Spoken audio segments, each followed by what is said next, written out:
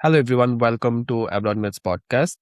আজকে we have a very special guest, Abdullah bin Murad. Uh, Bhaiya is a chemical engineering PhD researcher at Northeastern University in the United States. He started from chemical engineering at SAST, and সেখানে he built a research profile as undergraduate research assistant. Then he worked in the industry for a few days as a distributed control system engineer. And later, he received multiple US funded PhD offer with tuition waiver, health insurance, graduate search assistantship, everything actually একটা potential student চিন্তা করতে পারে. So, no further ado, I wanna welcome Abdullah ভাই to the show. ভাইয়া আসসালামু আলাইকুম, কেমন আছেন? কেমন যাচ্ছে আপনার দিন? ওয়ালাইকুম আসসালাম। ধন্যবাদ রাহাত ভাইকে আসলে আমার মোটামুটি এরকম একটা ব্রিফ ইন্ট্রোডাকশন দেওয়ার জন্য। আমি এতটা বড় মানুষও না। তার রাহাত ভাইকে অসংখ্য ধন্যবাদ। জি, আলহামদুলিল্লাহ আমি ভালো আছি। না, না, এইটা তো ভাইয়া খুবই হাম্বল অফ ইউ। আমি আসলে আপনাকে ভাইয়া প্রথম প্রশ্নটা করতে চাই। স্টুডেন্টরা যখন আপনার ইন্ট্রোডাকশনের কথা বললেন, ওনারা যখন আপনার প্রোফাইলের দিকে তাকায়, আপনি fully funded PhD at North Eastern, and অনেকে জাস্ট এইটার দিকে তাকায়, কিন্তু আমি আসলে আপনার জার্নিটা দিয়ে শুরু করতে চাই। আপনার আপনাকে যদি বলা হয় যে আপনার শুরুটা কেমন ছিল, আপনি যদি আপনাকে ইন্ট্রোডিউস করেন সেটা কেমন ছিল, আপনি কোথা থেকে, আপনার স্কুল কলেজ কেমন ছিল, আমি শাস্ত্রের কথা অলরেডি বলে দিলাম, আপনার আন্ডারগ্রেড লাইফ কেমন ছিল, আপনি যদি আপনার একটা ছোট্ট ইন্ট্রোডাকশন দিতেন। আচ্ছা, ঠিক আছে। আমার স্কুল ছিল ঢাকার মতিঝিল আইডিয়াল স্কুল, আর কলেজ ছিল নটরডেম কলেজ ঢাকাতে। তো স্কুল কলেজ পার হওয়ার পরে এরপর স্বাভাবিকভাবেই আমি বেশ কয়েকটা ইউনিভার্সিটিতেই ভর্তি পরীক্ষা দিয়েছিলাম, বুয়েট বা ঢাকা ইউনিভার্সিটি, এবং স্বাভাবিকভাবে বাংলাদেশের নটরডেম কলেজ থেকে অন্তত পাশ করে যারা বের হয় তাদেরকে একটা এক্সপেকটেশন থাকে যে হয় বুয়েট হবে না হয় মেডিকেল হবে। আনফরচুনেটলি বা ফরচুনেটলি যেটাই হোক না কেন আমার দুইটার কোনোটাই হয় নাই। তো ফ্যামিলিতে হালকা একটা ফ্রাস্ট্রেশন ছিল, সেটা অস্বাভাবিক না। যাই হোক, তো এরপরে স্কুল কলেজ শেষ করার পর সাস্টেই বা আমার প্রথম আসলে বাসা থেকে বাইরে যাওয়া, এরপর সাস্টে মেসে থাকা বা আপনার সাস্টে পড়াশোনা, এটা শুরু। কেমিক্যাল ইঞ্জিনিয়ারিং ডিপার্টমেন্ট সম্পর্কে বলবো যে সাস্টে আসলে অনেক ধরনের ল্যাবের এক্সপোজার বা এক্সপেরিয়েন্স আসলে আমার হওয়ার সুযোগ হয়েছে, এবং মোটামুটি ভাবে যদি আরো স্পেসিফিক্যালি বলি তাহলে কেমিক্যাল ইঞ্জিনিয়ারিং ডিপার্টমেন্টে নর্মালি বায়োকেমিক্যাল রিলেটেড রিসার্চ কিংবা West water treatment, renewable energy বা আপনার মেটেরিয়াল রিলেটেড রিসার্চ, এই বিষয়গুলো রিসার্চ আসলে কেমিক্যাল ইঞ্জিনিয়ারিং ল্যাবে বেশি হয়। তো এখানে একটা মজার বিষয় আছে আসলে। আমি যখন থার্ড ইয়ারে ছিলাম, যখন আসলে কোভিড এর সময় শুরু হয়, তখন প্রফেসর আবু ইউসুফ স্যার, উনি বর্তমানে ইউনিভার্সিটি অফ ওকলাহোমাতে পোস্ট ডক্টরাল রিসার্চ অ্যাসোসিয়েট হিসেবে আছেন। তো আবু ইউসুফ স্যারের আন্ডারে আসলে আমাদের প্রথম রিসার্চ শুরু হয়। বিষয়টা অনেকটা মানে আনএক্সপেক্টেডই। দেখা যাচ্ছে করোনার সময় স্যার হঠাৎ করে আমাদেরকে বললেন যে, স্যারের সাথে আমাদের আগে থেকে কথাবার্তা ছিল যে স্যার আমরা আসলে বাইরে যেতে চাচ্ছি, এবং আমরা আসলে মানে কিভাবে শুরু করব, এটা খুবই স্বাভাবিক। একজন থার্ড ইয়ার আন্ডারগ্রেড স্টুডেন্ট হিসেবে এই বিষয়টার এই উত্তর আসলে জানা থাকে না যে আমরা কিভাবে শুরু করব।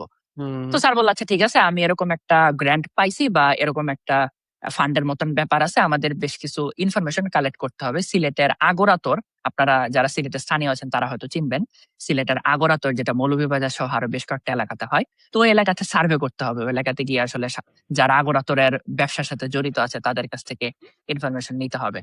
তো আমরা ওই কোভিড এর সময় যে মোটামুটি রিস্ক নিয়ে আমরা ২-৩ জন স্যারের সাথে চলে যাই, কোনো কিছু না চিন্তা করে বাসা থেকে বলে যাই যে আমরা আসলে যাচ্ছি, যা হবে হবে, এখন কোভিড নাই। মোটামুটি বাসার মানুষজনকে ম্যানেজ করে হলে আমরা বের হয়ে যাই। যদিও বাংলাদেশে তখন সেভাবে, ঢাকাতে মোটামুটি লকডাউন চলে, আর সিলেটে ওইভাবে না, আনঅফিসিয়ালি না। মানে অফিসিয়ালি আছে, আনঅফিসিয়ালি মানুষজন চলাফেরা করে। তো সেখান থেকে মেইনলি আসলে রিসার্চটা শুরু হয়। এরপর পরবর্তীতে ফোর্থ ইয়ারে উঠে ল্যাবের অ্যাক্সেস পাওয়া, কিংবা থার্ড ইয়ারের সেকেন্ড সেমিস্টার থেকে ল্যাবে আসা, ল্যাব নিয়ে রিনিউয়েবল এনার্জি রিসার্চ করা, এবং পরবর্তীতে দেখা যাচ্ছে যে কাজ করলাম সেই কাজ খুব বেশি আগায় না। বাংলাদেশের রিসার্চের বেশ কিছু স্ট্রাগল থাকে। তো যার কারণে ওই রিসার্চ পেপারের কাজটা যে শেষ পর্যন্ত পাবলিকেশনে গেছে বিষয়টা এরকম নয়, এটা আসলে পাবলিশ হয় নাই।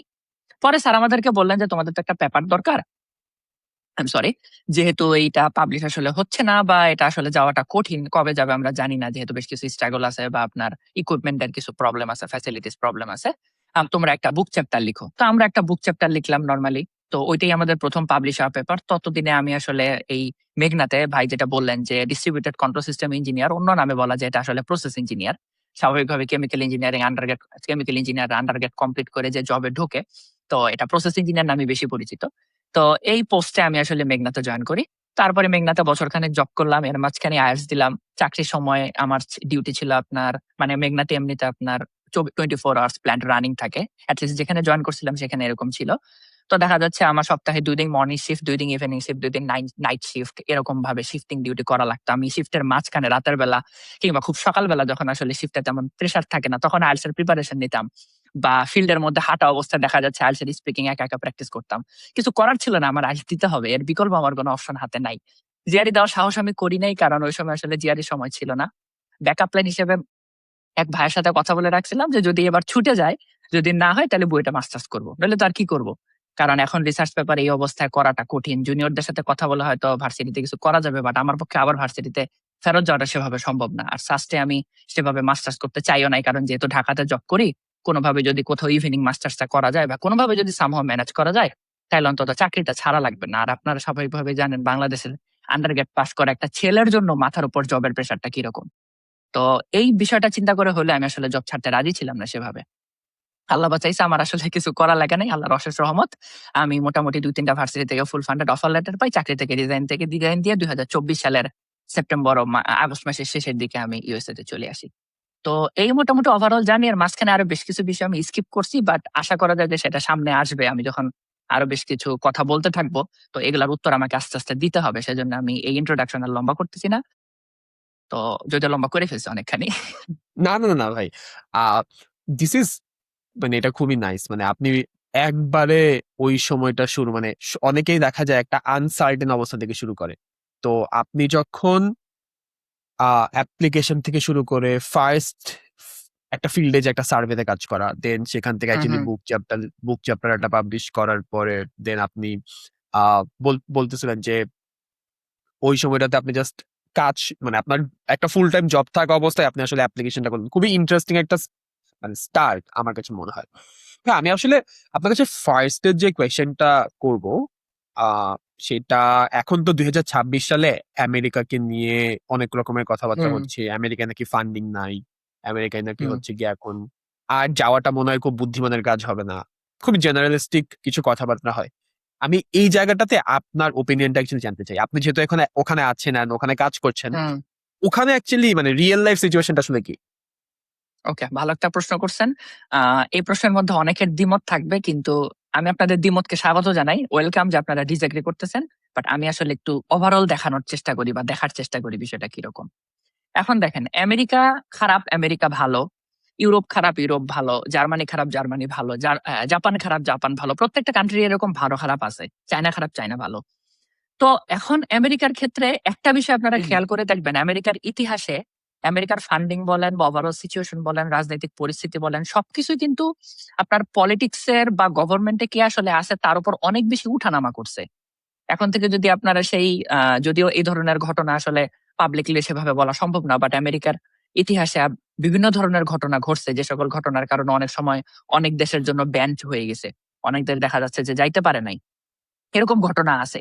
তো আমেরিকার ইতিহাসে এই পলিটিক্যাল আপস অ্যান্ড ডাউনস বা আপনার বিভিন্ন কারণে বিভিন্ন ধরনের আপনার ইনস্টেবিলিটির ব্যাপারটা আসলে পুরাতন, এটা নতুন না। যারা আমেরিকাকে গত ১০-১২ বছর ১৫ বছর ধরে দেখে আসতেছে, তারা দেখছে যে বিষয়টা আসলে দেখা যাচ্ছে একটা সিজন পরপরই বা ২-৩টা সিজন পরপরই হঠাৎ করে নতুন নতুন সিচুয়েশন চলে আসে। তো এখনো বর্তমানে সিচুয়েশনটা সেরকমই। হ্যাঁ, এখন একটা সরকার ক্ষমতায় আছে যারা আসলে চাচ্ছে যে আমরা ইন্টারন্যাশনাল স্টুডেন্ট যারা আছে, অর্থাৎ ইন্টারন্যাশনাল যারা আছে, নট অনলি স্টুডেন্ট, ইন্টারন্যাশনাল হিসেবে যারা আছে, তারা আসলে আমাদের সম্পত্তি বলুক বা আমাদের যেটা আসলে রিসোর্সেস আছে সেগুলাকে নষ্ট করতেছে। সেগুলা হুম। ইউজ করে যতটা না আমাদের উপকার হচ্ছে তার চেয়ে বেশি আমাদের ক্ষতি হচ্ছে। এটা আসলে সেই সরকারের একটা স্ট্যান্ড বা একটা পয়েন্ট অফ ভিউ। তারা আসলে বিষয়টাকে সেভাবে দেখতেছে। সরকার বদল হলে হয়তো বিষয়টাকে সেভাবে দেখবে না। তাইলে এখন আপনার আসলে কি করা উচিত? এইখানে এই সময়টাতে এপ্লাই করা উচিত কিনা? বা আমেরিকা আসলেই কি খুব বেশি বাজে পরিস্থিতি তৈরি হয়ে গেছে কিনা? না, বিষয়টা আসলে সেরকম না। রিসার্চ ইনস্টিটিউশন ফান্ডিং এর অভাবের কারণে স্টুডেন্ট নিতে পারতেছে না। জবে যারা মানুষজন রিক্রুট করতো বা দেখা যাচ্ছে যে যারা আল্টিমেটলি জবে যারা মানে এপ্লাই করতো, এমপ্লয়ির বা আপনার ধরেন ক্যান্ডিডেট রিক্রুট করতো, তারা দেখা যাচ্ছে যে বিভিন্ন গভর্নমেন্ট পলিসির জন্য তারা ইন্টারন্যাশনাল রিক্রুট করতে গিয়ে বিভিন্ন প্রবলেম ফেস করতেছে। তাদেরকে বন্ড সাইন করতে হচ্ছে বা বিভিন্ন সমস্যা ফেস করতে হচ্ছে। এই সিচুয়েশন হয়তো বেশিদিন থাকবে না। সিচুয়েশন যখন বদল হবে, হয়তো এই সিচুয়েশন মানে এই দেখা যাচ্ছে এই পরিস্থিতি আবার অন্যরকম হবে, হয়তো আবার ফান্ডিং বাড়বে বা স্টুডেন্ট নিবে। রিসার্চ অর্গানাইজেশন তার স্বভাব চরিত্র বদলায় নাই।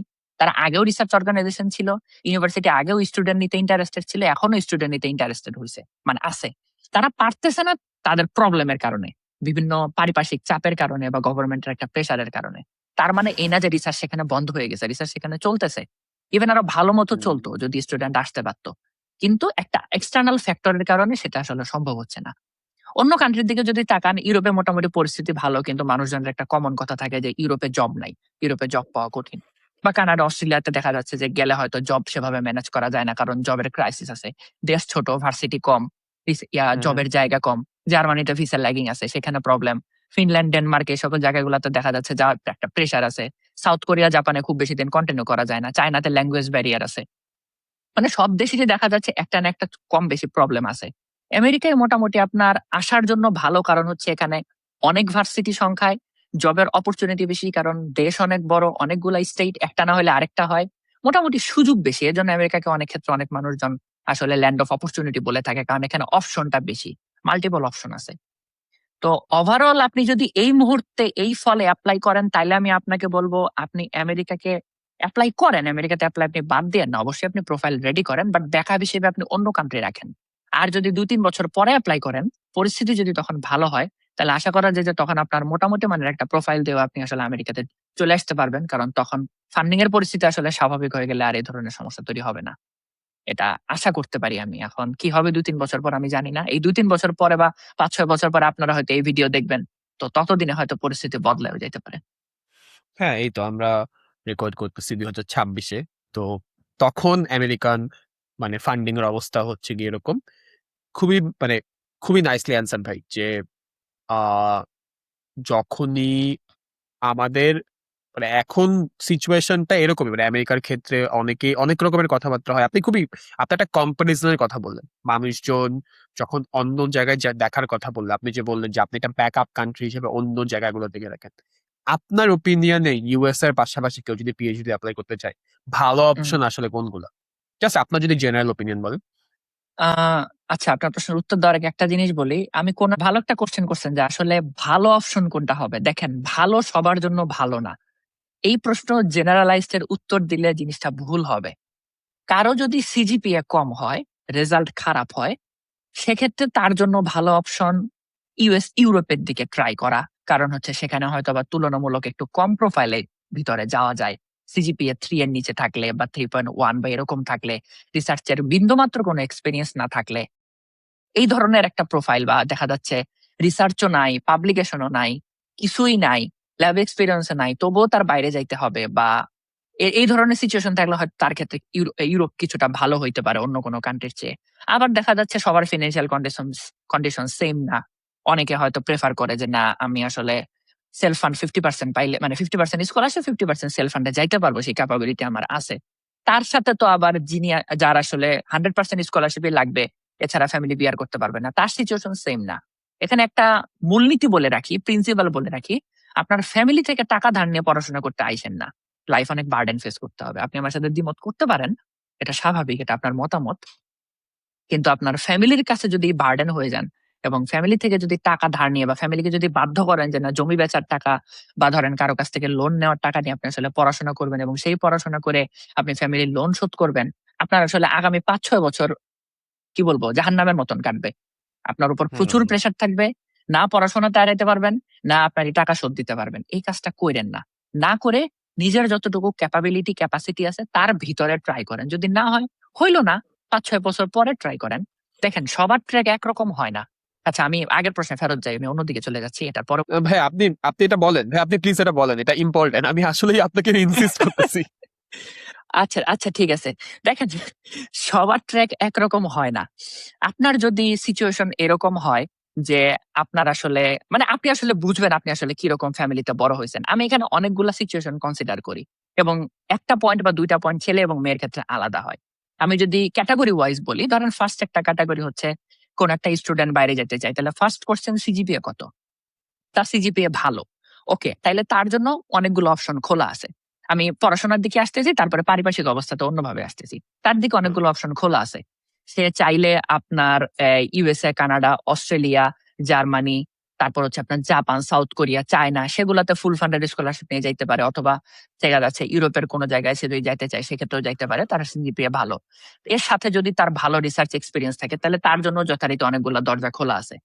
এখন এই দুটার মধ্যে যে কোনো একটা খারাপ, ধরেন প্রথমে ধরলাম সিজিপিএ খারাপ, তাইলে সে বাংলাদেশে মাস্টার্স করে তার সিজিপিএ আপগ্রেড করতে পারে। বাংলাদেশে অনেকেই মাস্টার্স করে, এটা একটা অপশন হইতে পারে সিজিপিএ তোলার জন্য। আরেকটা অপশন হইতে পারে তার খারাপ সিজিপিএ দিয়ে সে কোনো একটা বাইরের দেশের কান্ট্রিতে মাস্টার্স করতে গেল। লেটস সে ইউরোপের কোনো একটা কান্ট্রিতে মাস্টার্স করতে গেল, চায়নাতে মাস্টার্স করতে গেল, সৌদি আরবে মাস্টার্স করতে গেল, মালয়েশিয়াতে মাস্টার্স করতে গেল। সেখানে খুব বেশি ভালো রেজাল্ট না হলেও চলে, মোটামুটি একটা প্রোফাইল দিয়ে আসলে ম্যানেজ করা যায়। সেখানে মাস্টার্স করার পর সে তার ট্র্যাক চেঞ্জ করে আবার ইউএসএ, কানাডা, অস্ট্রেলিয়ার দিকে চলে আসলো, যেগুলোকে আমরা বলি যে না হাই প্রোফাইল যারা আছে তারা সেই দিকে যায়, সেদিকে তারা যাইতে পারে। এর মাঝখানে একটা তৃতীয় আউটসাইড এক্সটার্নাল ফ্যাক্টর কাজ করতে পারে, সেটা হচ্ছে আমার আত্মীয় স্বজন আছে, আমার রিলেটিভ দেখা যাচ্ছে ধরেন যে ফিনল্যান্ডে থাকে, ডেনমার্কে থাকে, তাইলে সে আসলে ঘুরে ফিরে সেখানেই যাওয়ার চেষ্টা করবে। তো এটাকে আমি ডিসকাশনের বাইরে রাখতেছি, এটা একটা স্পেশাল কেস, কারো ক্ষেত্রে হয় কারো ক্ষেত্রে হয় না। ধরেন যে কারো সিজিপিএও নাই, রিসার্চও নাই, কিছুই নাই, এবং সিজিপিএ নাই বলতে ধরেন তার সিজি 2.69, 2.58 বা 2.86, 85, 3.0, 3.01, রিসার্চ বলতে কিছু নাই, সে বাংলাদেশে মাস্টার্স করতেও রাজি না, তার বাইরে যাইতেই হবে, এর বিকল্প কোনো অপশন নাই। তখন তাকে দেখতে হবে ইউরোপে সে আসলে ফান্ড ম্যানেজ করতে পারে কিনা তার কোন একটা এই প্রোফাইলটা দিয়ে। বা যদি ফান্ড ম্যানেজ করতে না পারে তাইলে আসলে তার রাস্তা অনেক ক্ষেত্রে বন্ধ হয়ে যাচ্ছে। কারণ যেহেতু আমরা বাইরে যাওয়ার চেষ্টা করি স্টুডেন্ট ভিসাতে, এবং স্টুডেন্ট ভিসাতে নিতে হলে আমাদের একটা প্রোফাইল শো করতে হয়, তো তখন তার রাস্তা আসলে অনেক চাপ, মানে কনজেস্টেড হয়ে যাচ্ছে। তার জন্য দেখতে হবে যে টাকা পয়সা দিয়ে যাওয়া যায় কিনা। তখন আসলে ব্যাপার আসে যে সেলফ ফান্ডে যাবো নাকি, সেলফ ফান্ডে যাবো কিনা, বা ফুল ফান্ড তো পাবো না এই ধরনের প্রোফাইলে, তো এখন আমি কি করব? এখন আপনি কি করবেন? রাস্তা খুবই স্ট্রেট ফরওয়ার্ড। আপনি ঘরের মধ্যে বসে না থেকে হয় ইউরোপে যাওয়ার জন্য দেখেন যে কত টাকা লাগবে, সেই টাকা আপনার ফ্যামিলি বিয়ার করতে পারবে কিনা, অথবা আপনি মাস্টার্স করেন বাংলাদেশে। আপনি ঘরে বসে থাকলে দুইটার কোনোটাই হবে না। অথবা আপনি রিসার্চ প্রোফাইল ভালো করেন। আপনার সিজিপিএ খারাপ হলেও আপনার যদি এক্সট্রাঅর্ডিনারি বা ভালো লেভেলের দুইটা ফার্স্ট অথর পেপার থাকে, যেটা আসলে কিউ1 জার্নালে কিংবা রিপোর্টার জার্নালে পাবলিশ হইছে, আপনার সিজিপিএ 3 হোক, আপনার সিজিপিএ 3 এর নিচে হোক, আপনি ফুল ফান্ডেড ডিরেক্ট পিএইচডি দিতে যাইতে পারবেন, আপনার মাস্টার্স লাগবে না। আপনি যেকোনো একটা করেন, আপনি ঘরে বসে থাকেন না। এটা হচ্ছে মেইন কাজ আপনার। যদি আপনি কাজ করতে পারেন আপনি সামনে আগাইতে পারবেন। কিছু করবেন না, ঘরের মধ্যে থাকবেন, ১ বছর যাবে, ২ বছর যাবে, আপনি বাইরে যেতে পারবেন না। এটা সত্য কথা। এটা আপনার মানতে কষ্ট হইলেও এটা আসলে সত্য কথা। ওকে, আমরা এই ট্র্যাক থেকে বের হয়ে যাই যে আসলে পড়াশোনার ব্যাপারটা আমরা কিছুটা সামারাইজ করার চেষ্টা করলাম। আরেকটা কয়েকটা স্পেশাল কন্ডিশন বলে নিই। বাংলাদেশে যারা ন্যাশনাল ভার্সিটিতে পড়াশোনা করতেছেন, স্বাভাবিকভাবেই তাদের ল্যাব ফ্যাসিলিটিস থাকে না। অনেক ক্ষেত্রেই আপনারা, মেক্সিমাম ক্ষেত্রেই আপনারা অনার্সের পড়াশোনাটা বাংলাতে পড়েন। আপনাদের কোর্স ওয়ার্ক সবকিছু বাংলাতে থাকে, আপনারা ইংলিশে কিছু পড়েন না। এবং আপনাদের নাম কাগজে একটা প্রজেক্ট বা রিপোর্ট বা এরকম কিছু একটা থাকে, যেটা কোনোদিনই আসলে জার্নাল পর্যন্ত যাবে না। আপনারা কি করবেন? একটা সহজ সরল রাস্তা, আপনারা বাংলাদেশের পাবলিক ভার্সিটিতে মাস্টার্স করেন, করে রেজাল্ট তুলেন, রিসার্চ এক্সপেরিয়েন্স নেন। আরেকটা রাস্তা হচ্ছে আপনারা কোন একটা রিসার্চ অর্গানাইজেশনের সাথে যুক্ত হওয়ার চেষ্টা করেন। ভাই আমি আপনাকে মনে করায় দিচ্ছি, রিসার্চ অর্গানাইজেশনের সাথে যুক্ত হওয়ার চেষ্টা করেন। এটা নিয়ে আমাকে ইন্ডিভিজুয়াল আরেকটা প্রশ্ন করতে হবে, কারণ এখানে অনেক কথা বলার আছে। আমি আপাতত এতটুকুতে থামতেছি। ওকে, তো আপনারা কোন একটা রিসার্চ অর্গানাইজেশনের সাথে যুক্ত হওয়ার চেষ্টা করেন, করে আবার যথারীতি আপনারা ফার্স্ট অথরশিপ কিউ1 একটা পেপার পাবলিশ করেন, বা ভালো একটা পেপার পাবলিশ করে আপনারা বাইরে যাওয়ার চেষ্টা করেন। রিসার্চের বাইরের ফ্যাক্টর, যেটা অনেক ক্ষেত্রে অনেক বড় ফ্যাক্টর, আপনি ফ্যামিলির একা, আপনার বাসায় বাপ মা আছে, বাপ মার বয়স হয়েছে, আপনি চাইলেও বাইরে যেতে পারবেন না, আপনার বাপ মাকে দেখার মতন কেউ নাই। আপনার রেজাল্ট যতই ভালো হোক, বাংলাদেশে এমন অনেক মানুষ আছে যারা আসলে এই ধরনের প্রোফাইল নিয়ে বাংলাদেশে বাধ্য হয়ে সরকারি জব বা এরকম জব করতেছে, কিন্তু তাদের পক্ষে আসলে বাইরে যাওয়া সম্ভব না, কারণ তার বাপ মাকে দেখার কেউ নাই। আপনার ছোট ভাই বোন আছে, আপনার বাসায়, আপনার ফ্যামিলিতে সেভাবে কেউ নাই। আমি চাই না, আমি মানে দোয়া করি যে আসলে সবার বাপ মাই দীর্ঘজীবী হোক, কিন্তু এরকমই এরকম এটা স্বাভাবিক যে হয়তো কারো মা মারা গেছে, কারো বাবা মারা গেছে, কারো হয়তো দুইজনের কেউই নাই। তাদের ক্ষেত্রে আসলে দুইজনের কেউই যার নাই, তার ক্ষেত্রে তো আসলে কিছুই নাই, সে আসলে চলে যেতে পারে। কিন্তু যাদের যে কোনো একজন বেঁচে আছে, তারা আসলে চাইলেও যাইতে পারে না। এই সিচুয়েশনটা অনেক বেশি হয়। অথবা আপনি এটাও একটা ফ্যামিলির মেইন আর্নিং, হ্যাঁ আপনি এটাও একটা ফ্যামিলির মেইন, রিয়ালিটি। হ্যাঁ, আপনি ফ্যামিলির মেইন আর্নিং মেম্বার। আপনি চাইলেও যাইতে পারবেন না। আপনার উপর অনেক রেসপন্সিবিলিটি। আপনি যদি যান, আপনার ওইখান থেকে যে পরিমাণ টাকা পাঠাইতে হবে, বা আপনার ধরেন যে পরিমাণ একটা ব্যাকআপ দিতে হবে, ফিন্যান্সিয়াল ব্যাকআপ, সেটা আপনাকে হিসাব করেই যেতে হবে। অথবা আপনি মেয়ে, আপনার ফ্যামিলি কনজারভেটিভ, আপনার ফ্যামিলি আপনাকে যাইতে দিবে না বাইরে। আপনি বিয়ে ছাড়া যাইতে পারবেন না। আপনার যখন বিয়ে হবে আপনার হাসব্যান্ড আপনাকে পারমিশন দিবে না। অনেকে যাইতে পারে নাই, পারবে না। এই সিচুয়েশন তাকে অ্যালাউ করে নাই আসলে। তো এখানে আসলে অনেকগুলা সিচুয়েশন, আপনার সিচুয়েশন আপনার জন্য আলাদা। এই সিচুয়েশন থেকে আপনি বের হয়ে যেতে পারবে কিনা সেটাও আলাদা। হ্যাঁ, আমি স্বীকার করি যে আজকের আজকের এই সেশনটা আসলে যারা বাইরে যেতে চায় তাদের জন্য। কিন্তু চায় তো সবাই। স্বাভাবিকভাবে আমি যদি অডিয়েন্স কাউন্ট করি তাহলে বাংলাদেশের প্রত্যেকটা মানুষই বাংলাদেশ ছাড়তে চায়। কেন? কারণ এই দেশ থাকার মতো না। আপনি শুধু বাংলাদেশ কেন? ইন্ডিয়ার মানুষজন যারা আছে তারা ইন্ডিয়া ছাড়তে চায়। সাউথ আফ্রিকাতে যারা আছে তারা আফ্রিকা ছাড়তে চায়। আমি এখানে যাদের সাথে পড়াশোনা করি তারা একমাত্র ইউএস নেটিভ বাদে যত ইন্টারন্যাশনাল আছে তারা প্রত্যেকেই তার নিজের দেশ নিয়ে স্যাটিসফাইড না। হাতে গোনা খুব কম। চায়নারা মোটামুটি স্যাটিসফাইড, কারণ তারা ব্যাক করে একটা কিছু করতে পারে।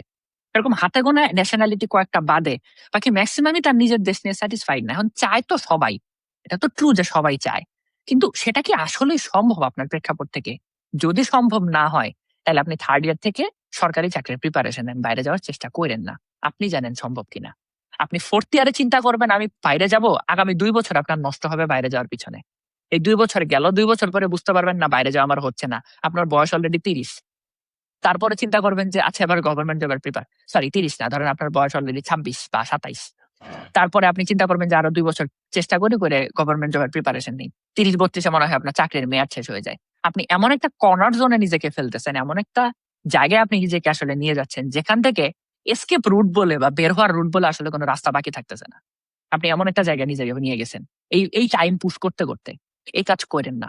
যদি যাইতে পারেন, যদি মনে হয় যাইতে পারবো, তাহলে আসলে সিরিয়াসলি প্রিপারেশন নিয়ে উইদিন 1 ইয়ারের মধ্যে চলে যান। আর যদি দেখেন যে যাইতে পারবো না, তাহলে বাংলাদেশে কিছু একটা করার চেষ্টা করেন। মাঝখানে বসে থাকলে আপনার একুলো যাবো ওইকুলো যাবে। 35-এও বিয়ে হবে না। ছেলেদের ক্ষেত্রে তো বলতেছি স্বাভাবিকভাবে বিয়ে হবে না, জব পাবেন না, মাথার উপর বার্ডেন বাড়বে, টিউশন করায় চলতে হবে, একটা ফ্যামিলি গ্লানি। দেখেন, রিসার্চ আসলে ভিতর থেকে আসা লাগে। রিসার্চ জিনিসটা মানে অনেক কিছুর উপর ডিপেন্ড করে। একজন প্রফেসর মনে হয় বলছিলেন, বা আমি জানি না আসলে এই কথাটা আমি কোথায় দেখছি, বাট বাংলাদেশে মানুষজনের রিসার্চ হয় না কারণ খাওয়ার টাকা নাই। মানুষকে যদি মানে মানুষের জেনারেল যে নেসেসিটি, ডেইলি যে নিড, এই নিড গুলা যদি ফিল আপ করার মতন সুযোগ বাংলাদেশে থাকে এবং মানুষ যদি আসলে পর্যাপ্ত ফিনান্সিয়াল সাপোর্ট পায়, তাইলে রিসার্চ সম্ভব। ফিনান্সিয়াল সাপোর্ট না পাইলে, যারা আসলে টাকার পিছনে দৌড়াইতে হয় কারণ হচ্ছে তার মাসে সংসার চালাইতে হবে, তাকে দিয়ে রিসার্চ হবে না। সে তো, তার তো রিসার্চ আসলে অপশনাল কাজ, তার তো মেইন কাজ হচ্ছে সংসার চালানো। তো বাংলাদেশে রিসার্চ আসলে অনেক কিছুর উপর ডিপেন্ড করে। চাইলেই জোর করে রিসার্চ হয় না আসলে। বুঝতে পারছেন? অনেক অনেক কথা বলতেছি, এগুলা হয়তো মোটিভেশনাল লাগতে পারে, বাট এটা বাস্তবতা। আমি নিজের চোখে দেখছি, শুনছি, ব্যাচমেট দেখছি, জুনিয়র দেখছি, সিনিয়র দেখছি, কথা বলছি। তো এগুলো আমি দেখি আশেপাশে প্রতিনিয়ত। তার থেকে কিছু জিনিস এটা বললাম আসলে। এটা আসলে মানে আপনি যেটা বললেন আমার কাছে মনে হয় এই রিয়ালিটি চেকটা আমি কেন আপনাকে বললাম যে আপনি এটা আসলে বলেন। কারণ এই রিয়ালিটি চেকটা আমরা যেহেতু অনেক স্টুডেন্টের সাথে কথা বলি, অনেক স্টুডেন্টের সাথে কাজ করি, আমরা অনেকের কাছ থেকে এই জিনিসটা দেখতে পাই যে আমি কোনো একটা ভাবে বিদেশ যাব, কিন্তু তার যে হুম। নিজে একটা খাতা কলমে বসে একটা প্ল্যানিং করা উচিত আমার জন্য কিভাবে যাওয়া পসিবল বা আদৌ যাওয়া পসিবল নাকি, এটাকে আমার রিয়ালিটির সাথে যায়। এই প্রশ্নটা ভাই আপনি যেমনি বললেন না, এই প্রশ্নটা আমি অনেক স্টুডেন্টরা দেখি, অনেকে দেখা যায় হচ্ছে কি এই প্রশ্নটা নিজেকে প্রপারলি করেন, এই জাজমেন্টটার ভিতর দিয়ে নিজেকে নিয়ে যায় না। আমার কাছে মনে হয় this is a very important point যে সবকিছু শুরু হওয়ার আগে আমার কাছে মনে হয় এই কনভারসেশনটা খুবই সুন্দর ওয়েতে শুরু হয়েছে। আমরা সামনে যে আরো অনেক বেশি মানে এমন কথাবার্তা বলবো ইউএসএ তে কেমন করে পড়াশোনা করতে হয়, কেমন করে ফান্ডিং পেতে হয়, কেমন করে রিসার্চ করতে হয়, কিন্তু সবার আগে আসলে বেসিকটা নিয়ে চিন্তা করা উচিত। আমি কে এবং আমার রিয়ালিটিটা আসলে কি, তারপরে আসলে সামনের দিকে যাওয়া উচিত। খুবই খুবই ইন্টারেস্টিং ইন্টারেস্টিং স্টার্ট। ভাইয়া আমি নেক্সট আসলে আরেকটুখানি জানতে চাই, আমি আসলে আপনার স্টোরিটার দিকে একটু একটু যেতে চাই। আপনি কিভাবে চিন্তা করলেন আহ ইউএস এর কথা, মানে আপনার জন্য কখন ফার্স্ট সিরিয়াসলি মনে হইলো যে আপনার ইউএসএ তেই একটা পিএইচডির জন্য যাওয়া উচিত বা আপনার আচ্ছা ঠিক আছে। জেনারেলি করা উচিত? হুম। কখন? আচ্ছা, কেন মনে হইলো? আমি আমি খুবই লজিক্যাল এবং টু দা পয়েন্ট আনসার দেওয়ার চেষ্টা করি। যাতে মানে আমার থিংকিংটা আসলে এরকম কেন ছিল? আমি কেন এই পয়েন্টটা আসলে নিজেকে জাস্টিফাই করি? আর কোন জায়গা থেকে আমি আসলে নিজেকে জাস্টিফাই করতে পারি না, আমি সেটাও বলব। তো ২ টা জিনিসই আমি আসলে বলি। এখানে কিছু কথা আপনাদের কাছে খারাপ লাগতে পারে, মনে হইতে পারে আমি এমন কেন? কিছু করার নাই, আমি এরকমই। তো আচ্ছা, ১ম কথা হচ্ছে আমার আসলে কেন মনে হলো যে ইউএসএ তে বা এট লিস্ট বাইরে যাওয়া উচিত। নট যে ইউএসএ, বাইরে যাওয়া উচিত। তো যখন আমার কাছে ১ম মনে হইলো যে আমার আসলে বাইরে যাওয়া উচিত, ঠিক কোন সময় এই জিনিসটা আমার মনে হইছে বা কোন সময় আসলে আমি জিনিসটা নিয়ে খুব ঘাটাঘাটি শুরু করছি, সেই টাইমটা আমার হয়তো ওইভাবে মনে নাই। কারণ আমি জানি না।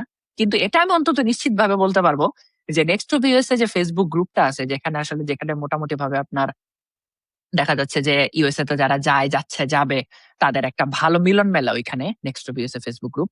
তো ওই ফেসবুক গ্রুপে আমি অনার্সের ফার্স্ট ইয়ার থেকেই কানেক্টেড ছিলাম বা সেকেন্ড ইয়ার থেকে কানেক্টেড ছিলাম, সেটা আমি 100% শিওর। এবং আমি যখন যাওয়ার প্রিপারেশন মানে নিব বা আসলে যাওয়ার মতন চেষ্টা করব বা এরকম চিন্তা করার আগেই ওই নেক্সট টু ইউএসএ ফেসবুক গ্রুপের মানে ফেসবুক গ্রুপে আসা পোস্টের প্রায় 50 to 60% পোস্ট আমার উইদিন 1 থেকে 1.5 বছরের মধ্যে প্রায় মুখস্থ হয়ে গেছিল।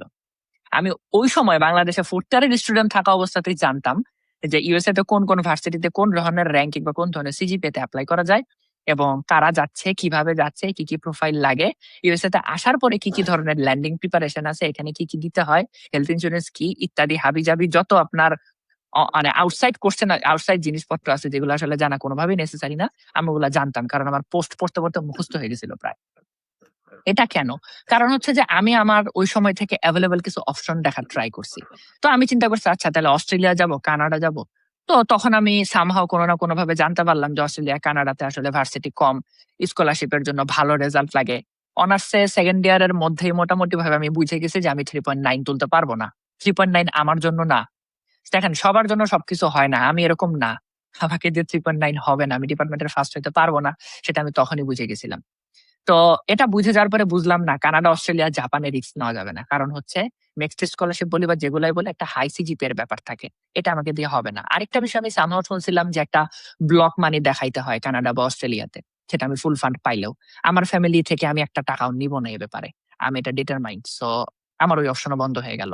চায়নাতে আমি যাব না। ল্যাঙ্গুয়েজ ব্যারিয়ার আছে আর জায়গাটা কেমন যেন। আমার আসলে সেভাবে ভাল লাগে না চায়নাতে যাইতে। সাউথ কোরিয়া চিন্তা করি নাই। আর আরেকটা ইন্টারেস্টিং জিনিস আছে। সেটা হচ্ছে যে আমি চাইতেছিলাম সময়কে কত কমায় ফেলা যায়।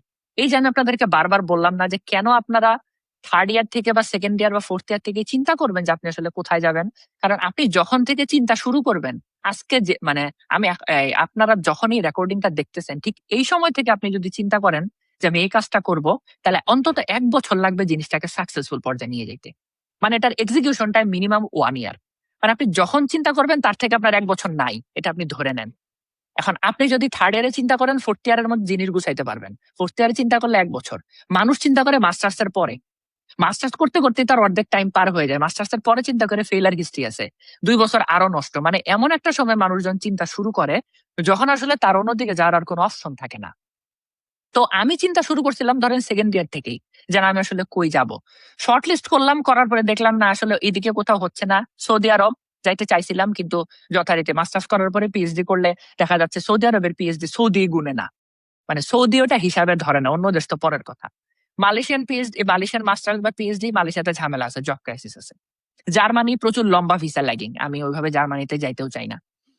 আর আরেকটা কারণ আছে সেটা হচ্ছে খুব স্বাভাবিকভাবে, হ্যাঁ, এটা আমি পরের অংশে গিয়ে বলি। তো এই মোটামুটি সর্ট করার পর বুঝলাম আচ্ছা ঠিক আছে তাহলে ইউএসএ তে যেহেতু একটু ওভারঅল সব ধরনের রেঞ্জের সিজিপিএ দিয়ে যাওয়া যায় তাহলে ইউএসএ তে ট্রাই করি। সেই বুদ্ধিতে আমি ইউএসএ নিয়ে পড়াশোনা শুরু করলাম যে কি কি ভার্সিটি আছে আমার র্যাঙ্কিং এর প্রোফাইলে যারা যাচ্ছে ইউএসএ তে। তখন ধরেন আমি তো 2024-এ পাশ করে 2023-এ পাশ করে বের হইছি।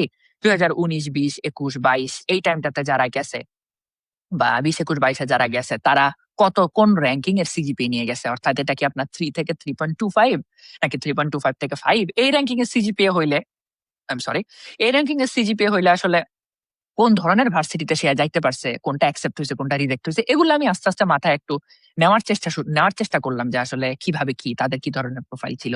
তখন বুঝলাম যে না, রিসার্চ আমার করতে হবে। রিসার্চ করা ছাড়া আসলে কোনো উপায় নেই। এই জায়গাটাতে আমার যাইতে হবে। এখন আমি নিজের কাছে কোনটাকে আসলে মানায় নিতে পারি না। আমি মানায় নিতে পারি না, আপনার স্বাভাবিকভাবে আমার আউটলুক বা ফেস দেখে বুঝতেছেন যে আমি একটু হলেও চেষ্টা করি ধর্মকর্ম মানার। আমি একটু মানে ধার্মিক টাইপের মানুষ, আমি এটা ট্রাই করি। তো ইউএসএ তে থাকা কিংবা বাইরের দেশে কিংবা এই ধরনের খ্রিস্টান কান্ট্রিতে কিংবা অমুসলিম কান্ট্রিতে থাকা, আমি কোনোভাবেই বলবো না যে অমুসলিম কান্ট্রিতে থাকা জায়েজ। আমি কোনোভাবে এটাকে জাস্টিফাই করব না। বরং আমি এটাকে নালিফাই করতেছি। আমি সরাসরি বলতেছি যে এই ধরনের কান্ট্রিতে আসলে আসা উচিত না ধর্মীয় দিক থেকে। এবং থাকলেও সেটা টেম্পোরারি স্টে। এই জায়গাটাতে আমি আমার বিরোধিতা করতেছি। আমি এখানে আমার সাথে মানায় নিতে পারি না। একটা জিনিস। ২ নাম্বার জিনিস হচ্ছে যথারীতি আমারও বাপ-মা বাইচা আছে আলহামদুলিল্লাহ। তো উনারা বাড়িতে আছে। স্বাভাবিকভাবে বাপ-মা চাইছিল আমি হয়তো দেশে থাকি। এই জায়গাটা আমাকে আসলে ছাড়তে হইছে।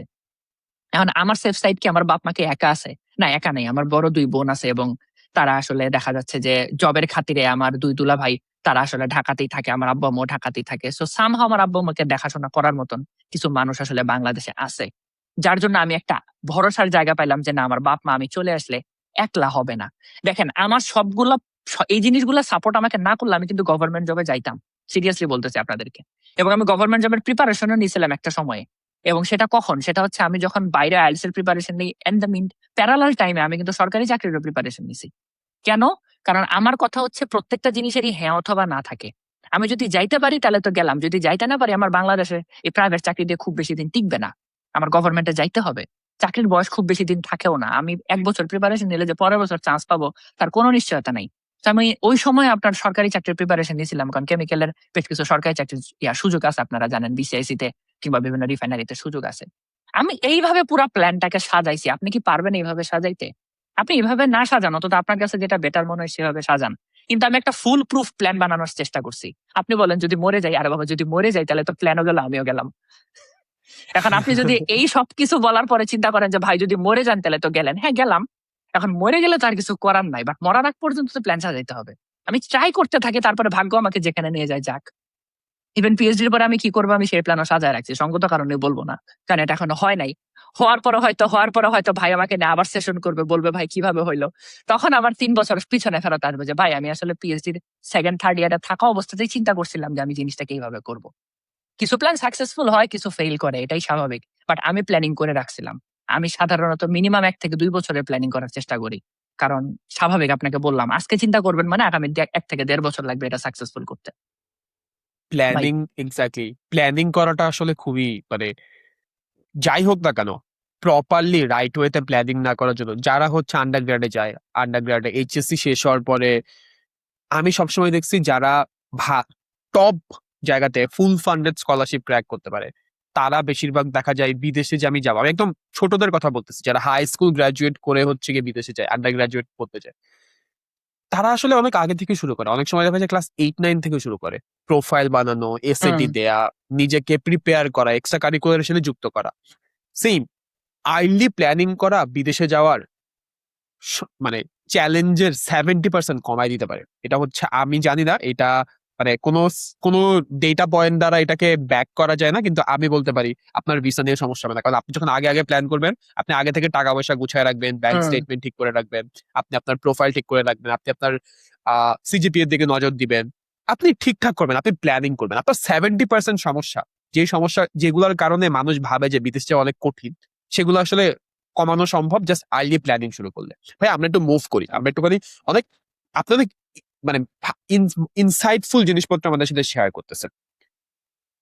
আমরা ইউএস এর পিএইচডি আপনি কেন চুজ করলেন? আপনি যে একটা প্রপার সিস্টেমেটিক অ্যানালাইসিস করলেন যে আমি এই দেশে যাইতে চাই, এই দেশে যাইতে চাই না, এখানে ভিসা, জার্মানিতে ভিসা হইতে অনেক সময় লাগবে, সৌদি আরবের জন্য এই সমস্যা, ইউএস আমার জন্য প্রপারলি কাজ করে। এন্ড এনাদার ইম্পর্টেন্ট থিং যেটা আমি আসলে এখানে ভাই আমি পয়েন্ট আউট করবো, সেটা হচ্ছে ওই যে আপনি বললেন না যে আপনি আসলে প্রপারলি অ্যানালাইজ করে ফেলছিলেন যে ইউএসএ তে আপনি আপনি বললেন আপনার সবগুলো পোস্ট আসলে মুখস্থ। That is the biggest community যারা হচ্ছে গিয়ে ইউএসএ তে পোস্ট গ্রাডে পড়াশোনা করতেছে বাংলাদেশিরা। সো সেখানে অনেক রিসোর্সফুল কথাবার্তা হয়। আপনার মাথায় অলরেডি মানে ইনফরমেশন আছে, আপনি জিনিসটাকে গুছাইতে শুরু করছেন। আমি যদি আপনাকে জিজ্ঞেস করি ইউএস এর পিএইচডি তে অ্যাপ্লাই করা অন্য যে কোনো দেশে অ্যাপ্লাই করা থেকে, বা অন্য যে কোনো দেশে, কানাডায় বলেন, ইউরোপে হুম বলেন, বা এশিয়ান কান্ট্রিগুলোতে বলেন, মাস্টার্স বা পিএইচডি তে অ্যাপ্লাই করার থেকে কোন জায়গা থেকে আলাদা? ওকে, আলাদা বলতে আসলে ওভারঅল ওভারঅল সেম। এখন আমি যদি আপনি যদি চান যে আপনি আসলে প্যারালাল একাধিক কান্ট্রিতে অ্যাপ্লাই করবেন, তাইলে আপনার একই ধরনের ডকুমেন্টই আসলে রেডি করতে হবে। এখানে একটা বিষয় অ্যাড করে রাখি ছোট্ট, যেটা আগের কোশ্চেনের সাথে আমি অ্যাড করতে চাইছিলাম, ভাইয়ের কথা শুনে মনে পড়লো, পরে এখানে আসতেছি। আমি সেকেন্ড ইয়ারে থাকতে কিন্তু পাসপোর্টও বানায় ফেলছিলাম, যেটা খুবই আর্লি, কিন্তু এটার একটা রিজন ছিল। আমি ওই সময় শুনছিলাম যে ওই সময় আমাদের ডিপার্টমেন্টে এরকম কিছু কথা হইতেছিল, যদিও পরবর্তীতে হয় নাই। আপনারা এক্সচেঞ্জ প্রোগ্রামের নাম হয়তো বা শুনে থাকবেন, যে ভার্সিটিতে মাঝে মাঝে আন্ডার গ্রাজুয়েট স্টুডেন্ট থেকে কোনো না কোনো একটা দেশের ভার্সিটিতে এক্সচেঞ্জ প্রোগ্রামের সুযোগ দেওয়া হয়, যেখানে আসলে 1 সেমিস্টার তারা সেখানে পড়ে আসবে, এরকম একটা প্রোগ্রাম আসলে সুযোগ দেওয়া হয়। তো আমাদের এখানে কথাবার্তা চলতেছিল ডিপার্টমেন্ট ওয়াইজ এরকম যে মালয়েশিয়ার কোন একটা ভার্সিটিতে আমরা হয়তো যাইতে পারবো। তো স্বাভাবিকভাবেই অন্তত ট্রাই তো করতে হবে। তো এখন সবচেয়ে বিগেস্ট যে জিনিস আমার হাতে আছে তার নামে একটা সিজিপিএ, আরেকটার নামে এখানে লাগবে সেটা হচ্ছে পাসপোর্ট। আর বাংলাদেশের ক্ষেত্রে আপনারা জানেন যে এরকম আমলাতান্ত্রিক জটিলতা বলেন অথবা আপনার সরকারি কাজের দেরি বলেন বা ডিলে বলেন, স্বাভাবিক যে দেরি ডিলে, এটার কারণে বাংলাদেশের কিছু কিছু জিনিস করতে অনেক সময় লাগে। তার একটা জিনিসের নাম পাসপোর্ট। তো ওই জন্য দেখা যাচ্ছে আমি পাসপোর্ট আগে বানাই ফেলছিলাম, পরবর্তীতে আমি পাসপোর্ট রিনিউ করছি, যাই হোক। কিন্তু এটাও আমার আগে প্ল্যানিং এর মধ্যে ছিল যে না, কোনো কারণে যদি এরকম যাওয়ার সুযোগ চলে আসে আমি তো রাতারাতি ওভারনাইট পাসপোর্ট পাবো না, এর চেয়ে ভালো আমি পাসপোর্টটা করে রাখি। যাই হোক, এটা আগের কোশ্চেনের একটা এক্সটেনশন। তো এখন আলাদা কোথায়, আপনার ডকুমেন্ট মোটামুটি ভাবে ওভারঅল সেম, আপনি চাইলে আসলে প্যারালাল একাধিক ভার্সিটিতে অ্যাপ্লাই করতে পারেন।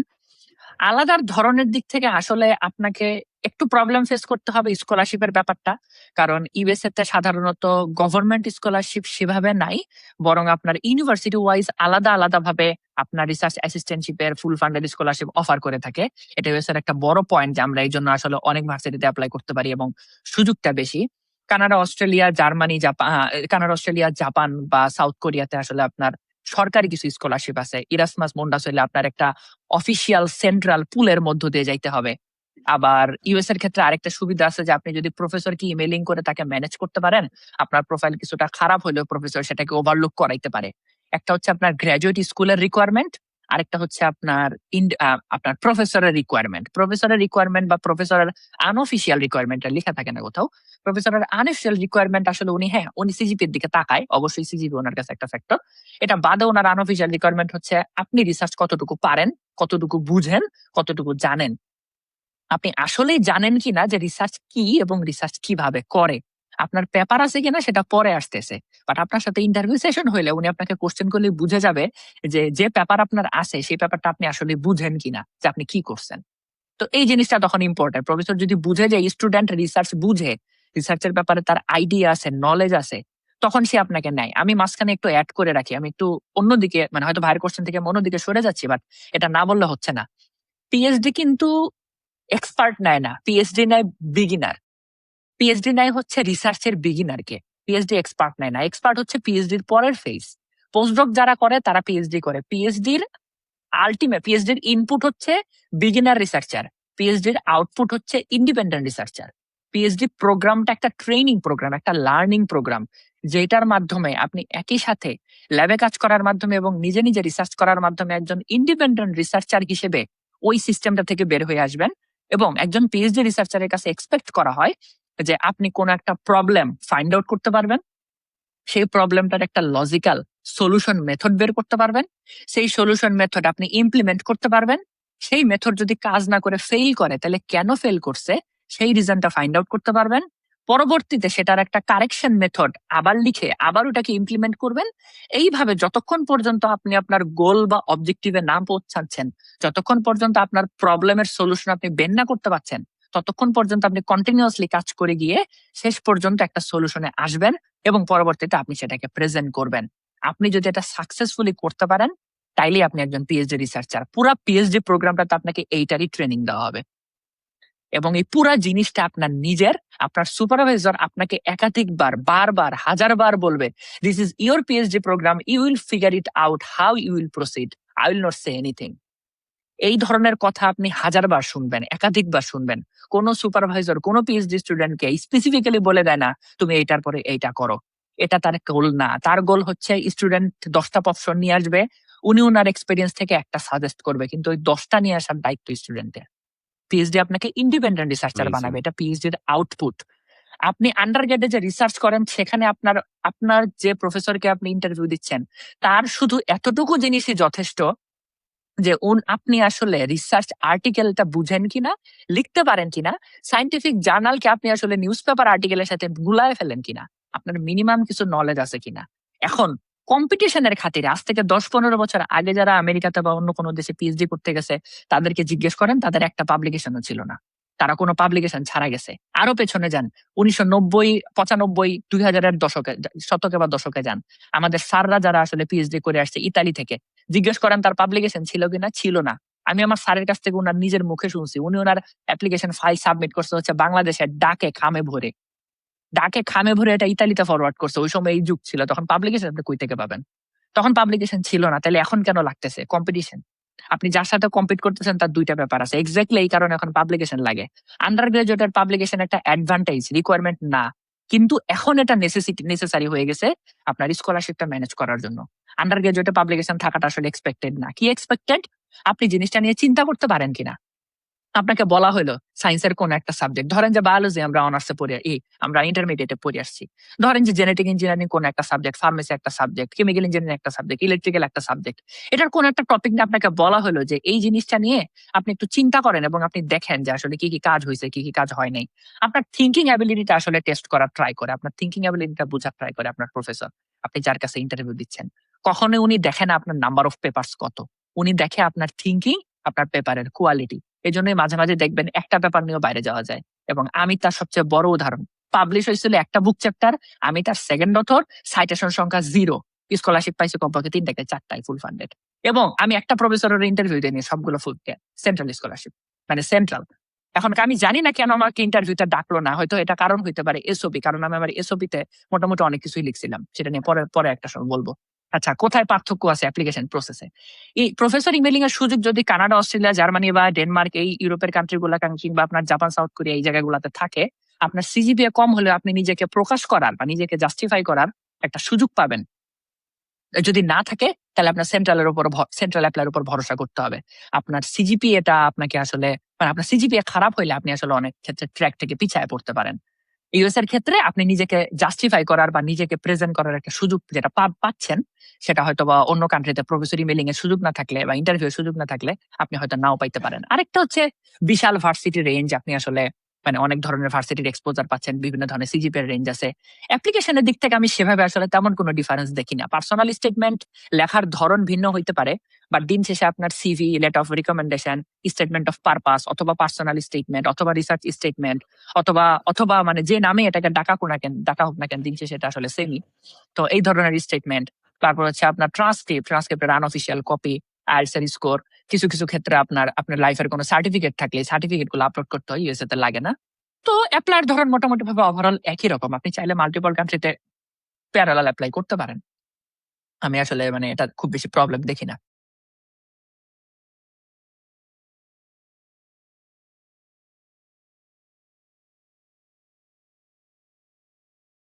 ওকে,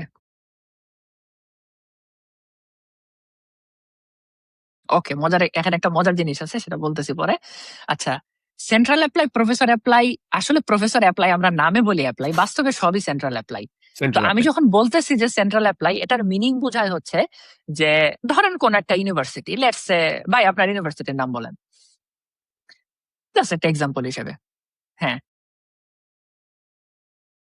ওকে, ন্যাশনাল ইউনিভার্সিটি অফ সিঙ্গাপুর। তো আমি ন্যাশনাল ইউনিভার্সিটি অফ সিঙ্গাপুরের পিএইচডি প্রোগ্রামে অ্যাপ্লাই করতে চাই, আমি একজন আন্ডার গ্রাজুয়েট স্টুডেন্ট, বা আমি মাস্টার্সে অ্যাপ্লাই করতে চাই।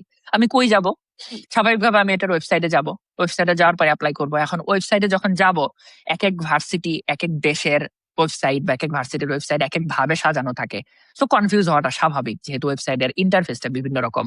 তো আপনি আরেকটু গুগল সার্চটা আরেকটু ন্যারো ডাউন করতে পারেন। আপনি লিখতে পারেন national university of Singapore, chemical engineering বা ইলেকট্রিক্যাল ইঞ্জিনিয়ারিং বা এনি সাবজেক্ট, গ্রাজুয়েট অ্যাপ্লাই বা মাস্টার্স অ্যাপ্লাই বা পিএইচডি অ্যাপ্লাই। লিখলেন, ওয়েবসাইটে গেলেন, যাওয়ার পরে আপনি যথারীতি ওইখানে কিছু গাইডলাইন পাবেন। আপনি ওখানে পাবেন যে ওইখানে আসলে মানে আপনার কি কি ধরনের রিকোয়ারমেন্ট আছে, হয়তো বা গ্রাজুয়েট রিকোয়ারমেন্ট বা গ্রাজুয়েট প্রোগ্রাম রিকোয়ারমেন্টের একটা সেকশন পাবেন, যেখানে আপনি দেখবেন যে আপনার কাছ থেকে সিভি চাওয়া হবে, সিভি, এসওপি বা রিকমেন্ডেশন লেটার, তারপর হচ্ছে আপনার সিজিপিএ, আইএলটিএস এর স্কোর কত লাগবে, টোফেল হলে কত লাগবে, মিডিয়াম অফ ইনস্ট্রাকশন বা এমওআই অনেক ক্ষেত্রে লেখা থাকে, অ্যাকসেপ্ট করবো, অনেক ক্ষেত্রে লেখা থাকে না কোনো কিছু। তো স্বাভাবিকভাবে আপনাকে সেই ওয়েবসাইটটাতে গিয়ে আবেদন ফর্ম ওখানে ফিল আপ করে ওখানে বেশ কিছু ইনফরমেশন দিতে হয়। তো এগুলো মোটামুটি দিয়ে আপনার সেখানে অ্যাপ্লাই করতে হবে। অ্যাপ্লাইয়ের ধরনটা এরকমই। তো কেউ কেউ যেটা করে, কোন ধরনের বাস বিচার ছাড়া দেখা যাচ্ছে ডিপার্টমেন্টটা সিলেক্ট করে ডিরেক্ট অ্যাপ্লাই করে দেয়, সেটাকে আমরা বলতেছি সেন্ট্রাল অ্যাপ্লাই। এখানে কতগুলো ফ্যাক্টর কাজ করে, কতগুলো রিস্ক কাজ করে, কতগুলো সুবিধা কাজ করে। আপনি যদি কনফিডেন্ট হন যে আপনি স্কলারশিপ পাবেন, সম্ভাবনা হাই, বা আপনার প্রোফাইলটা আসলে মানে ভ্যালু করার মতন প্রোফাইল, এবং আপনি যেখানে অ্যাপ্লাই করতেছেন সেখানে কোথাও না কোথাও লেখা থাকে যে প্রফেসর ইমেলিং করার কোনো দরকার নাই বা ইমেলিং করে কোনো লাভ নাই, কারণ ওই প্রফেসর মানে আপনাকে কোনো ধরনের কোনো রিপ্লাই দিবে না। ডিপার্টমেন্ট থেকে অনেক সময় প্রফেসরকে নিষেধ করা হয় যে ডিসিশন হবে আমাদের গ্রাজুয়েট কমিটি থেকে হবে, আপনি একা ইন্ডিভিজুয়ালি কোনো স্টুডেন্ট রিকমেন্ড করতে পারবেন না। এরকম কিছু রেস্ট্রিকশন দেওয়া থাকে প্রফেসরের কাছে। তাহলে আপনি দেখবেন যে আপনার প্রফেসর ইমেলিং করে রিপ্লাই পাচ্ছে না, বা ইউনিভার্সিটির ওয়েবসাইটে কোথাও না কোথাও মেনশন করা আছে। যদি কোথাও না পান, তাহলে গ্রাজুয়েট কোঅর্ডিনেটর পাবেন। গ্রাজুয়েট কোঅর্ডিনেটরের ইমেল অ্যাড্রেস সেখানে খুঁজে পাবেন। তাকে আপনি ইমেল করেন যে আমি এরকম এখানে অ্যাপ্লাই করতে চাচ্ছি, আমি প্রফেসর রিচ আউট করলে বেটার কিছু পাবো কিনা, বা প্রফেসর রিচ আউট করা দরকার কিনা। বা কখনো কখনো দেখবেন প্রোগ্রামের রিকোয়ারমেন্টের মধ্যে লেখা থাকে যে প্রফেসর যদি ম্যানেজ না করতে পারেন আপনি স্কলারশিপ পাবেন না।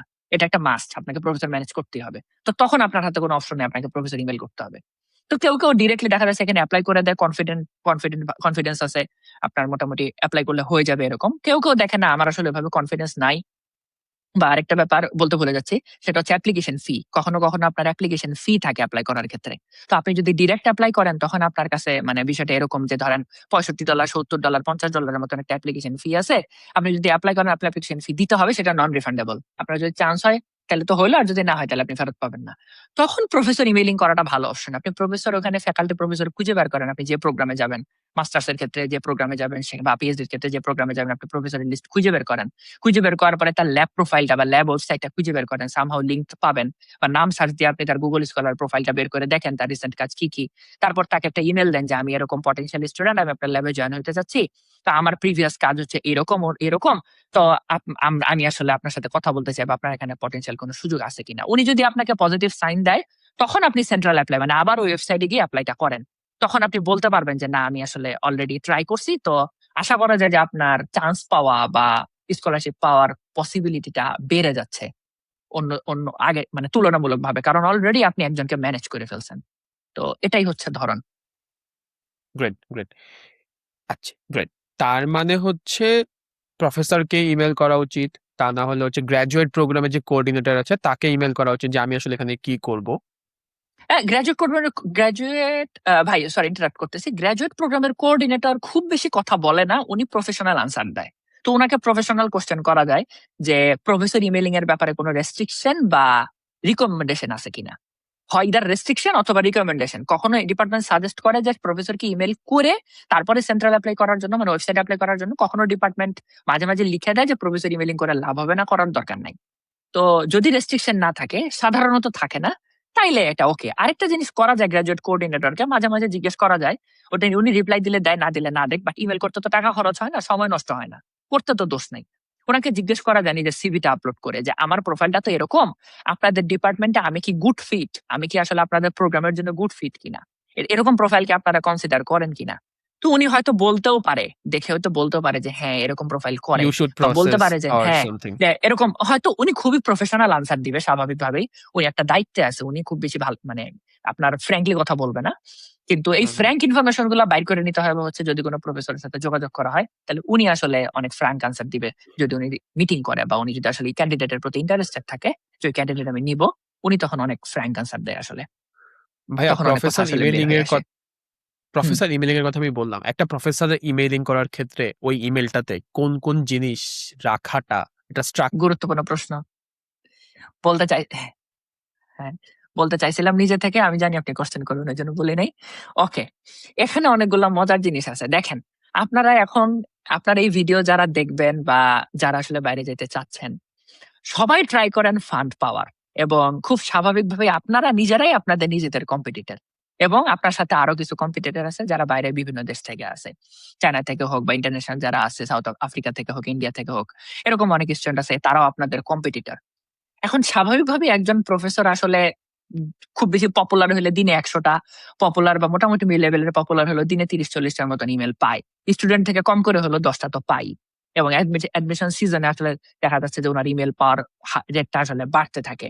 এত ইমেল উনি ওপেন করে না, প্রথম একটা কথা। দ্বিতীয় কথা হচ্ছে, আপনি যাকে ইমেল করতেছেন স্বাভাবিকভাবে উনি ইংলিশ নেটিভ না হইলেও ওনার ইংরেজি পড়ার স্পিড আপনার চেয়ে ভালো, এটা মোটামুটি শিওর। কারণ হচ্ছে উনি এত বছর ধরে স্টুডেন্ট হ্যান্ডেল করে এবং এত কিছু কাজ করতেছে, উনি খুব ফাস্ট ইংলিশ পড়তে পারে। আপনারা হয়তো বাংলাতে চোখ বুলানো নামটার সাথে খুব পরিচিত। আমি আমার নিজের প্রফেসরকে শুধু চোখ বুলাইতে দেখতাম, এবং আমি লিখতাম প্রায় 2 পেজ।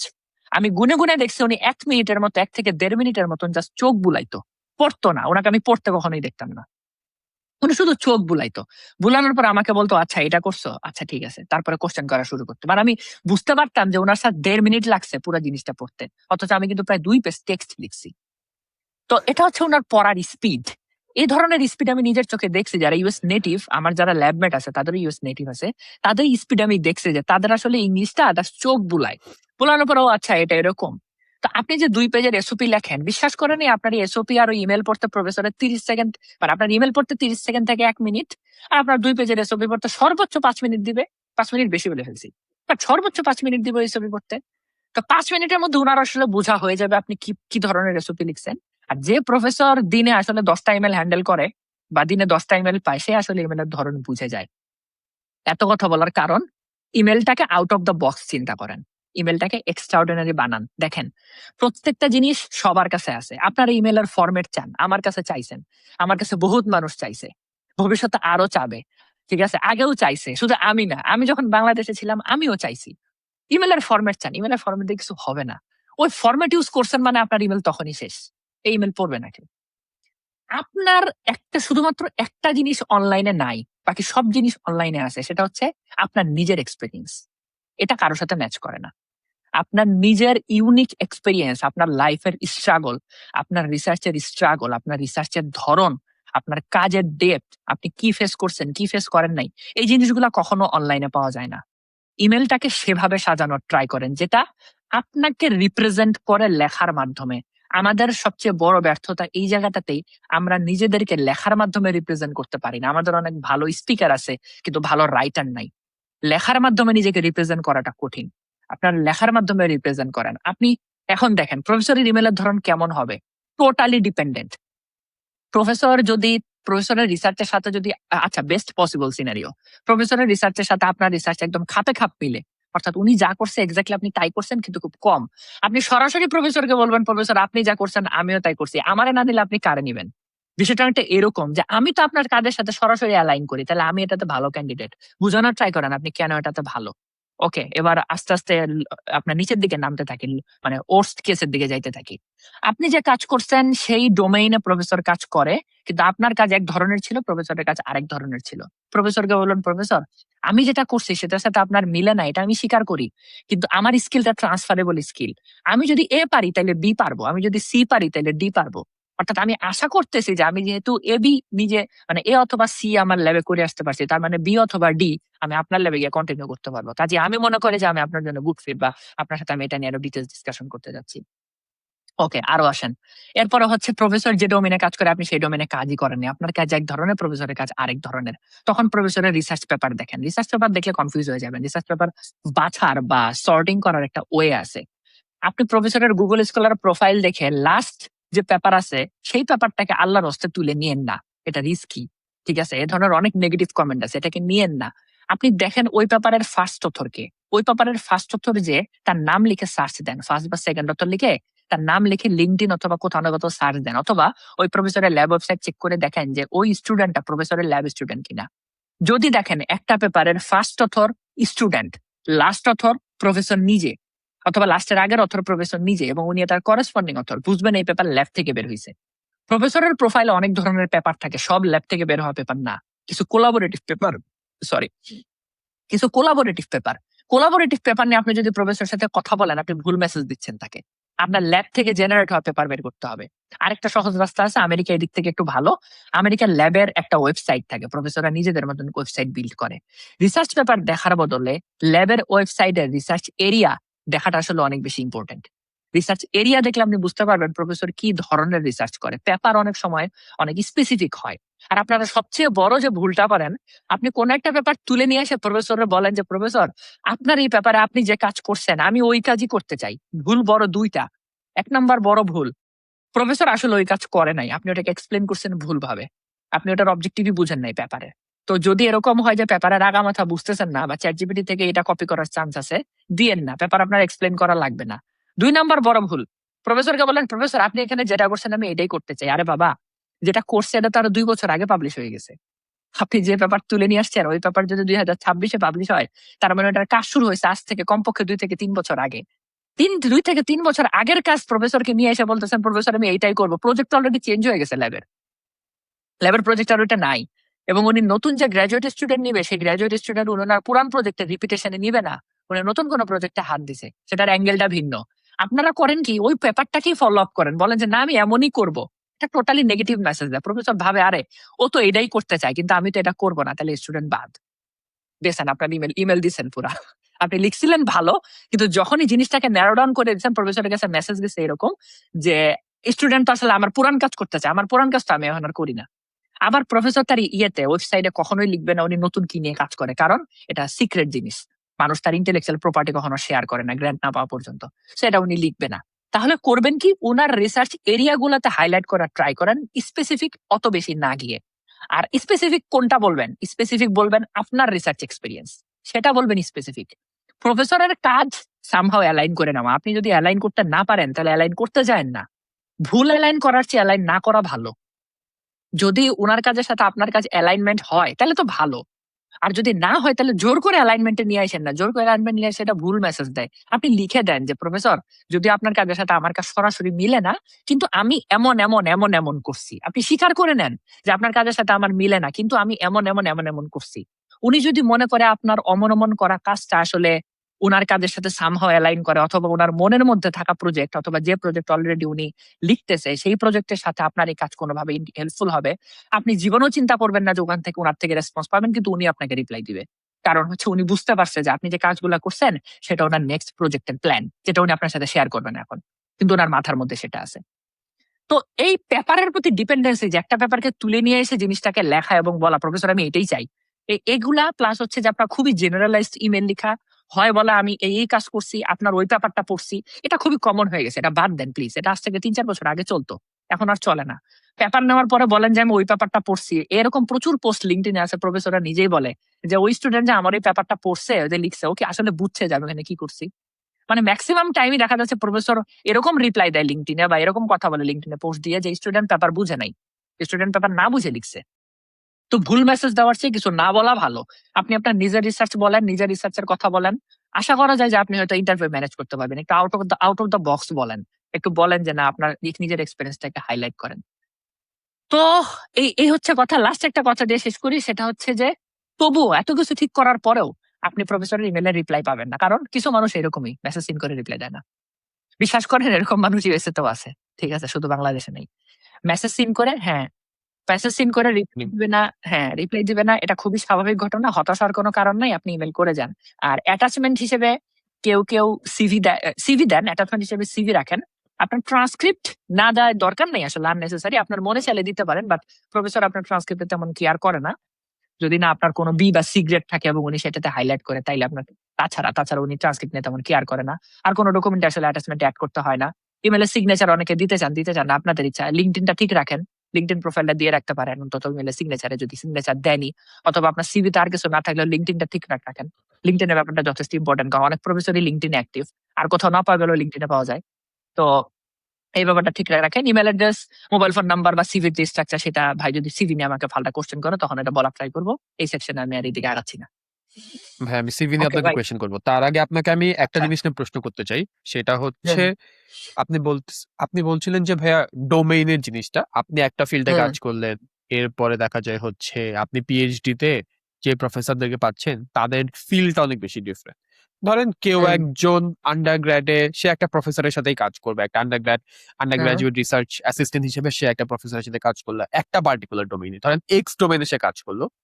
হুম সে কি পিএইচডি তে, এখন সে পিএইচডি তে যে দেখলো যে এই ডোমেনটা খালি তার সামনে আসছিল দেখে সে খালি কাজ করছে।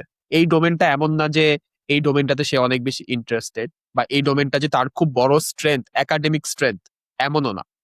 ওকে সে মনে করতেছে তার একাডেমিক স্ট্রেংথ আসলে বা একাডেমিক ইন্টারেস্ট আসলে অন্য আরেকটা ডোমেইনে, ওকে মানে কাছাকাছি অন্য ডোমেইনে। এই সময়টাতে তার পিএইচডিটাকে কেমনে অ্যাপ্রোচ করা উচিত? অ্যাপ্লিকেশনের জন্য বা ইমেলের জন্য?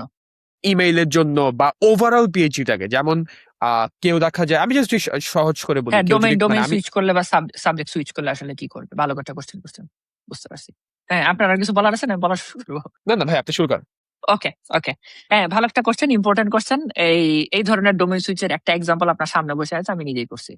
আমি আমি রিনিউয়েবল এনার্জি থেকে সুইচ করে বর্তমানে বায়োলজিক্যাল সায়েন্সের পিএইচডি করতেছি। আমার আন্ডারগ্রেডের কাজের সাথে এখানকার কাজের দূরতম কোনো সম্পর্ক নাই। তো আন্ডারগ্রেডে থাকা অবস্থায় আমার যে ভয় ছিল যে কানেক্ট করবো কেমনে, সেম জিনিস আমারও ছিল, কানেক্ট করবো কেমনে। এই ভয়ে দেখা যাচ্ছে প্রফেসরকে ইমেলিং করার ক্ষেত্রে আমি আসলে অনেক ক্ষেত্রে ইমেল করতাম না, বা অনেক ক্ষেত্রে একটু সাবধান থাকতাম যে ইমেলিং খুব জেনারেলাইজড ইমেল রাখতাম, ঠিক আছে, যে আসলে কানেক্ট করার তো কোনো ওয়ে নাই। আমি যে কাজটা করছিলাম সেন্ট্রাল অ্যাপ্লাই, আমি ইচ্ছাকৃতভাবে সেন্ট্রাল অ্যাপ্লাই বেশি ফোকাস করছিলাম এবং ছবিটাকে সেইভাবে সাজাইছি যেখানে আসলে আমার সব ধরনের ডোমিনিয়ার ব্যাপারে কথা ছিল। এখন সেন্ট্রাল অ্যাপ্লাই একটা মজার জিনিস কি, আপনি যখন সেন্ট্রাল অ্যাপ্লাই করবেন কোন একটা ভার্সিটিতে, ধরেন প্রফেসরকে ইমেলিং না করে, কোন প্রফেসরের সাথে আপনার কোনো কমিটমেন্ট হয় নাই, এমনিতে আগে থেকে যদি প্রফেসরের সাথে কন্টাক্ট হয় তাহলে তো ওনার সাথে কিছুটা মৌখিক কমিটমেন্টে মানুষজন যায় যে আমি ওই ভার্সিটিতে যদি আমাকে নেয় তাহলে ওখানে জয়েন করে আমি আপনার ল্যাবেই যাব।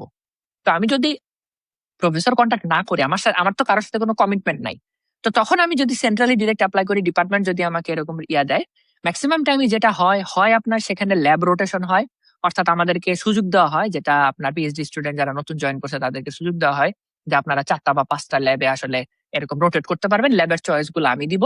অথবা প্রফেসররা আসলে সেমিনার করে প্রতি সপ্তাহে বা 2-3টা করে, বা প্রতি সপ্তাহে একটা, সরি 2-3টা না, প্রতি মাসে 2-3টা বা সপ্তাহে একটা, এরকম একটা আপনার ফ্রিকোয়েন্সিতে সেমিনার করে। সেমিনারে স্টুডেন্টরা তাদের কাজটাকে দেখে, পরবর্তী স্টুডেন্টরা তার সাথে আলাদাভাবে কন্ট্যাক্ট করে, এরপরে স্টুডেন্ট ইন্টারেস্ট এবং প্রফেসরের ইন্টারেস্ট দুইটা ম্যাচ করলে স্টুডেন্টকে নিয়ে নেয়। তো আমার যেটা বড় ভয় ছিল, আমি আসলে কেন প্রফেসর ইমেলিং এ আমি পার্সোনালি পিছায় ছিলাম বা ওইভাবে করি নাই, বা করাটা আসলে উচিত ছিল হয়তো, বা এটা ভুলই বলতে পারেন। তো এটার কারণ হচ্ছে যে আমি দুইটা কারণে ভয় ছিলাম। একটা হচ্ছে যে আমি আসলে ডোমেইন, রিনিউয়েবল এনার্জি ডোমেইনে খুব বেশি ইন্টারেস্টেড ছিলাম না আন্ডারগ্রেডে, আন্ডারগ্রেডে করা লাগছে তাই করছি বিষয়টা হচ্ছে এরকম, বা আমার মনে হয়েছে যে ডোমেইনটা একটু ন্যারো ডাউন, একটু ন্যারো, এখন একটু ভাস্ট ডোমেইনে যাওয়া উচিত। আরেকটা বিষয় হচ্ছে যে আমি চিন্তা করছিলাম, আচ্ছা একটা প্রফেসর অনেক ভালো রিসার্চার, কিন্তু উনি যদি মানুষ হিসেবে ভালো না হয়, উনি যদি আমাকে সকাল 8টার সময় ল্যাবে এক্সপেক্ট করে, রাত্রে 12টার সময় ল্যাবে এক্সপেক্ট করে, শনি রবিবার উইকেন্ড বন্ধের দিন ওই দিন সকালবেলা ফোন দেয়, মেসেজ দেয়, আমার তো সার্ভাইভ করা কঠিন হয়ে যাবে। আমি ভালো মানুষ হুম। চাইতেছিলাম সুপারভাইজার হিসেবে। কারণ ওই যে বললাম নেক্সট এর গ্রুপের পোস্ট আমার মুখস্থ হয়ে গেছে। অনেক আমি অ্যানোনিমাস পোস্ট পাইছি যারা আসলে লিখছে রিসার্চার খুবই ভালো প্রফেসর, প্রফেসর খুবই ভালো রিসার্চার, কিন্তু মানুষ হিসেবে টক্সিক। এই টক্সিক প্রফেসরের আন্ডারে আসলে সার্ভাইভ করাটা কঠিন। তো আমি কেমনে বুঝবো ইমেলের মাধ্যমে যে একটা মানুষ টক্সিক নাকি টক্সিক না, তার লাইফের দিক থেকে, পার্সোনালিটির দিক থেকে? এটা তো বোঝা সম্ভব না। এই জন্য আমি কিছুটা রিস্ক নিছি নিজের সাথে। চিন্তা করছি আচ্ছা ঠিক আছে সেন্ট্রালে যাই। যাওয়ার পরে যখন ল্যাব রোটেশন হবে বা সুযোগ হবে তখন তার সাথে আমি কথা বললে অন্তত কিছু জিনিস বের করে আনতে পারবো যে মানুষটা আসলে কিরকম। এখন বাংলাদেশে যারা আসলে এরকম সাবজেক্ট সুইচ করতে যাচ্ছেন, আপনারা দেখেন বাংলাদেশের সাবজেক্ট গুলাকে আমি মোটামুটি ভাবে মোটা দাগে 3 থেকে 4টা ভাগে ভাগ করতে পারি। 1 number CS, computer science and engineering. এই সাবজেক্টটা তার নিজের গতিতে নিজের মতো বর্তমানে চলতেছে। এটার গতি এত বেশি হয়ে গেছে যে সিএস ইঞ্জিনিয়াররাও আসলে এটাকে আটকা রাখতে পারতেছে না, এত স্পিডে আগাইতেছে এটা। তো এটা হচ্ছে সিএস এর অবস্থা। 2 নাম্বার হচ্ছে আপনার ত্রিপলির সাথে কিছুটা অনেক ক্ষেত্রে আপনার সিএস এর মানে মোটামুটি অ্যাটাচমেন্ট আছে বা নাই, মিক্স আছে, যদিও এটা আলাদাভাবে একটা সাবজেক্টে চলে যাচ্ছে। 3 নাম্বারে মেকানিক্যাল, মেকানিক্যালের মধ্যে আপনার মেটেরিয়াল সায়েন্সের কিছু রিসার্চের পার্ট চলে আসতেছে। আর কেমিক্যালটা আপনার আসলে কেমিক্যালের পার্টটা পরে বলি, কেমিক্যাল অনেক অনেক কিছু মিক্স সাবজেক্ট। 4 নম্বরে বলতে পারেন biological related subject, life science. Life সায়েন্সের দিক থেকে অনেক ব্রাঞ্চ আছে, জেনেটিক থেকে শুরু করে ফার্মেসি বা আপনার এই ধরনের প্রচুর ব্রাঞ্চিং আছে, বায়োইনফরমেটিক্স আছে, কম্পিউটেশনাল বায়োলজি আছে, অনেক ধরনের ব্রাঞ্চিং আছে। মোটামুটি আপনার কেমিক্যালের মধ্যে মিক্স আছে। কেমিক্যালের মধ্যে আপনার যেমন রিনিউয়েবল এনার্জি, আচ্ছা এনার্জির একটা পার্ট আছে যেটা আসলে অনেক ক্ষেত্রে সিভিলে যায়, অনেক ক্ষেত্রে যায় কেমিক্যালে যায় বেশি, সিভিল ওইভাবে যায় না, ট্রিপলিতে যায়। আর সিভিলের কিছু রিসার্চ আছে, সিভিলের কিছু পার্ট আবার আপনার ওয়েস্ট ওয়াটার ট্রিটমেন্টের দিকে গেছে, বা আপনার কিছু পার্ট এনভায়রনমেন্টের দিকে গেছে, কোস্টাল ইঞ্জিনিয়ারিং এর দিকে গেছে। মোটামুটি অনেক ধরনের মিক্স আছে।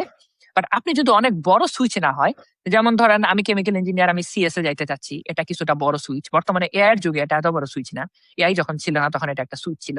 আমি কেমিক্যাল থেকে খুব ইজিলি মেকানিক্যালে যাইতে পারবো, বাট মেকানিক্যালের কেউ যদি আপনার ফার্মেসি ডিপার্টমেন্টে আসতে চায়, অর্থাৎ লাইফ সায়েন্সে আসতে চায়, তার জন্য জিনিসটা কঠিন হবে, একটা বড় জাম্প হবে। তখন তাকে কি দেখতে হবে? তখন তাকে দেখতে হবে ground zone, sorry common zone.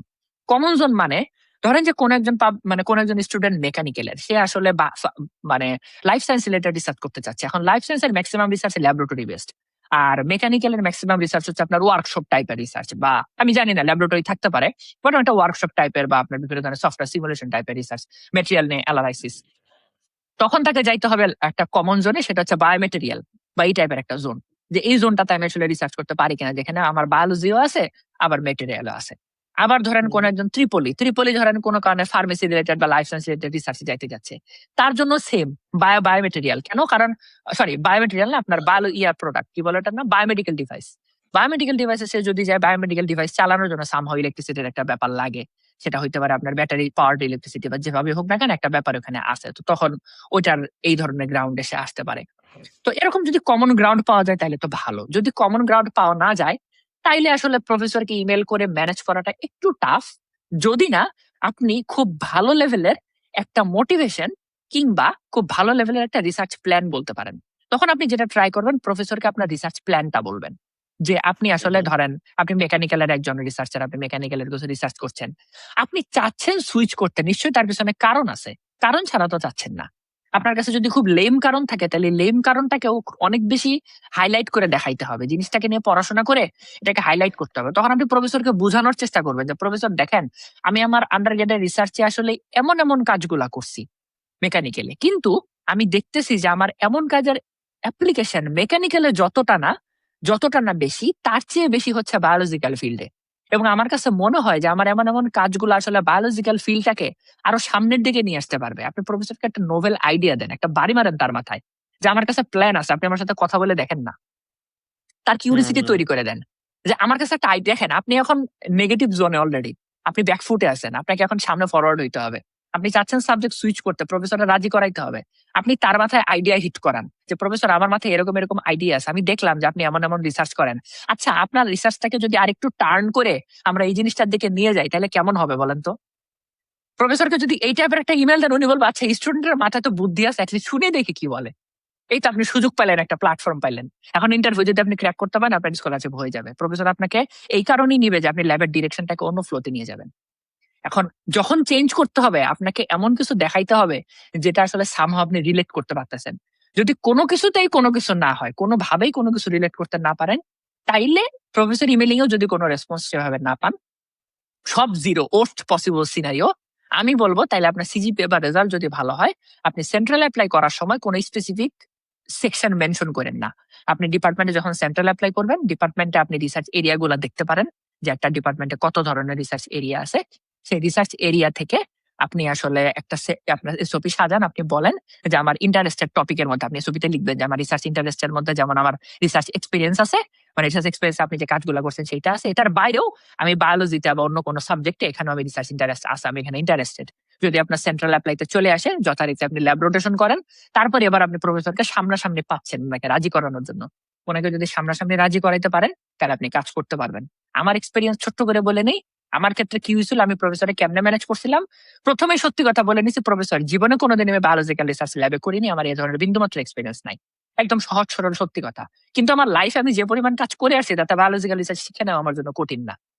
আমি ওনাকে এটা প্রুফ করার ট্রাই করছে যে আমার এক্সপিরিয়েন্স আপনার সাথে মিলবে না। আপনি ল্যাবে যেটা করেন সেটা আমি করি নাই, কিন্তু আমি ল্যাবে এখন পর্যন্ত যা করে আসছি তো পূর্বে, সেটাও একটা কাজ। এবং সেটা করার জন্য আমার অনেক স্ট্রাগল করা লাগছে এবং জিনিসটা আমি নিজে নিজে শিখছি। আমি যদি ওইটা শিখতে পারি, আমি কনফিডেন্ট আমি এটাও শিখতে পারবো।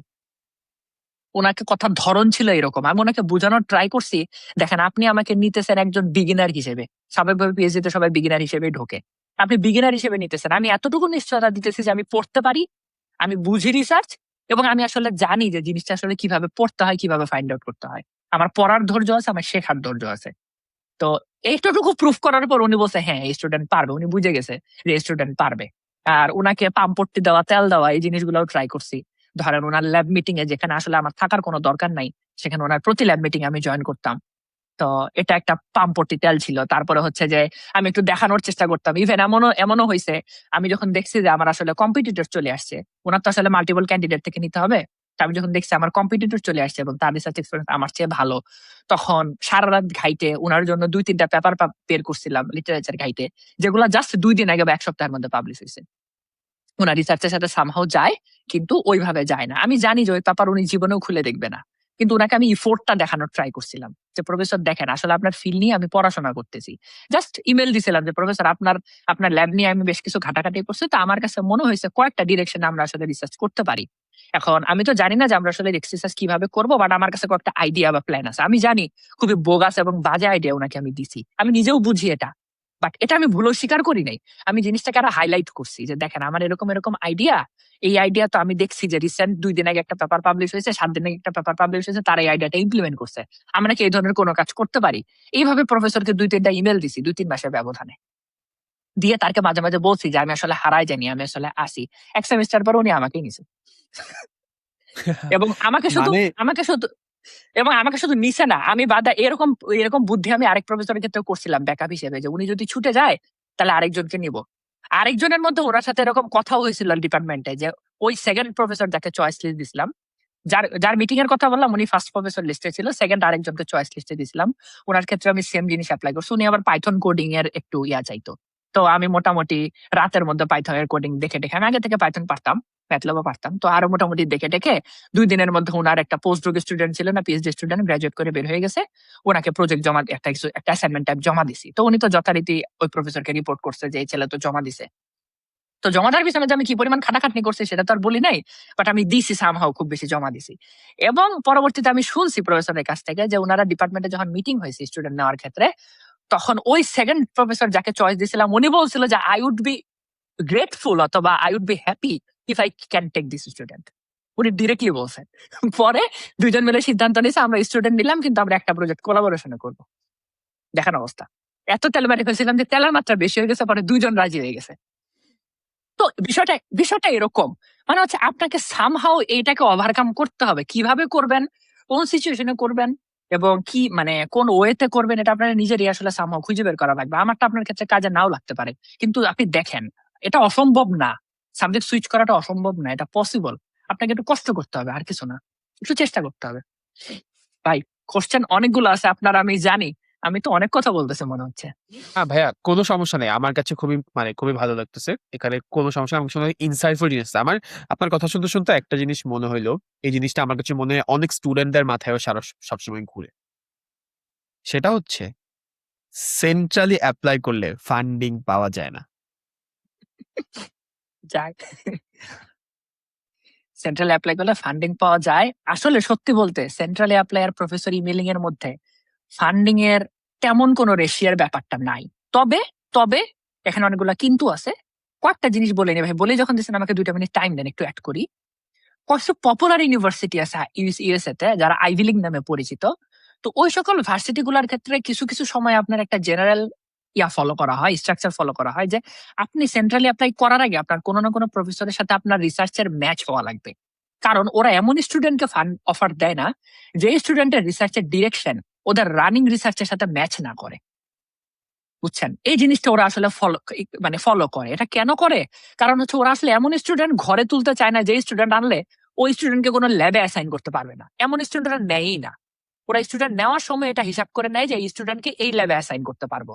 এমনও দেখা গেছে ওরা আসলে 2-3 বার শুধু ইন্টারভিউ নেয় বোঝার জন্য যে স্টুডেন্টের রিসার্চ ইন্টারেস্ট এবং ডিরেকশন কি, এবং সেই ইন্টারেস্ট এবং ডিরেকশনের সাথে ওদের এক্সিস্টিং ল্যাবের কোনো ফ্যাকাল্টি ডিরেকশন ম্যাচ করে কিনা। যদি করে এবং ওই ওই ফ্যাকাল্টি রাজি থাকে তাহলে স্টুডেন্টকে অফার দিবে। যদি না করে স্টুডেন্ট অফার পাবে না, রিসার্চ যতই ভালো হোক অফার পাবে না। এই জন্য দেখা যাচ্ছে যে প্রফেসর ইমেইলিং করলে একটা সুবিধা আছে, মানে আপনার টপ টায়ারের ক্ষেত্রে ওই সকল আপনার রিসার্চের অ্যালাইনমেন্টটা করা যায়। আর মিডল টায়ারের ক্ষেত্রে বা আপনার সিজিপিএ কম থাকলে, এটা তো আমি অলরেডি মেনশন করলামই, যে অনেক সময় সেন্ট্রাল অ্যাপ্লাই করলে দেখা যাচ্ছে নিজের কেসটা স্ট্রং না, সিজিপিএ কম থাকে, শুধু এসওপি দিয়ে আসলে স্কলারশিপ বাগানো যাবে না।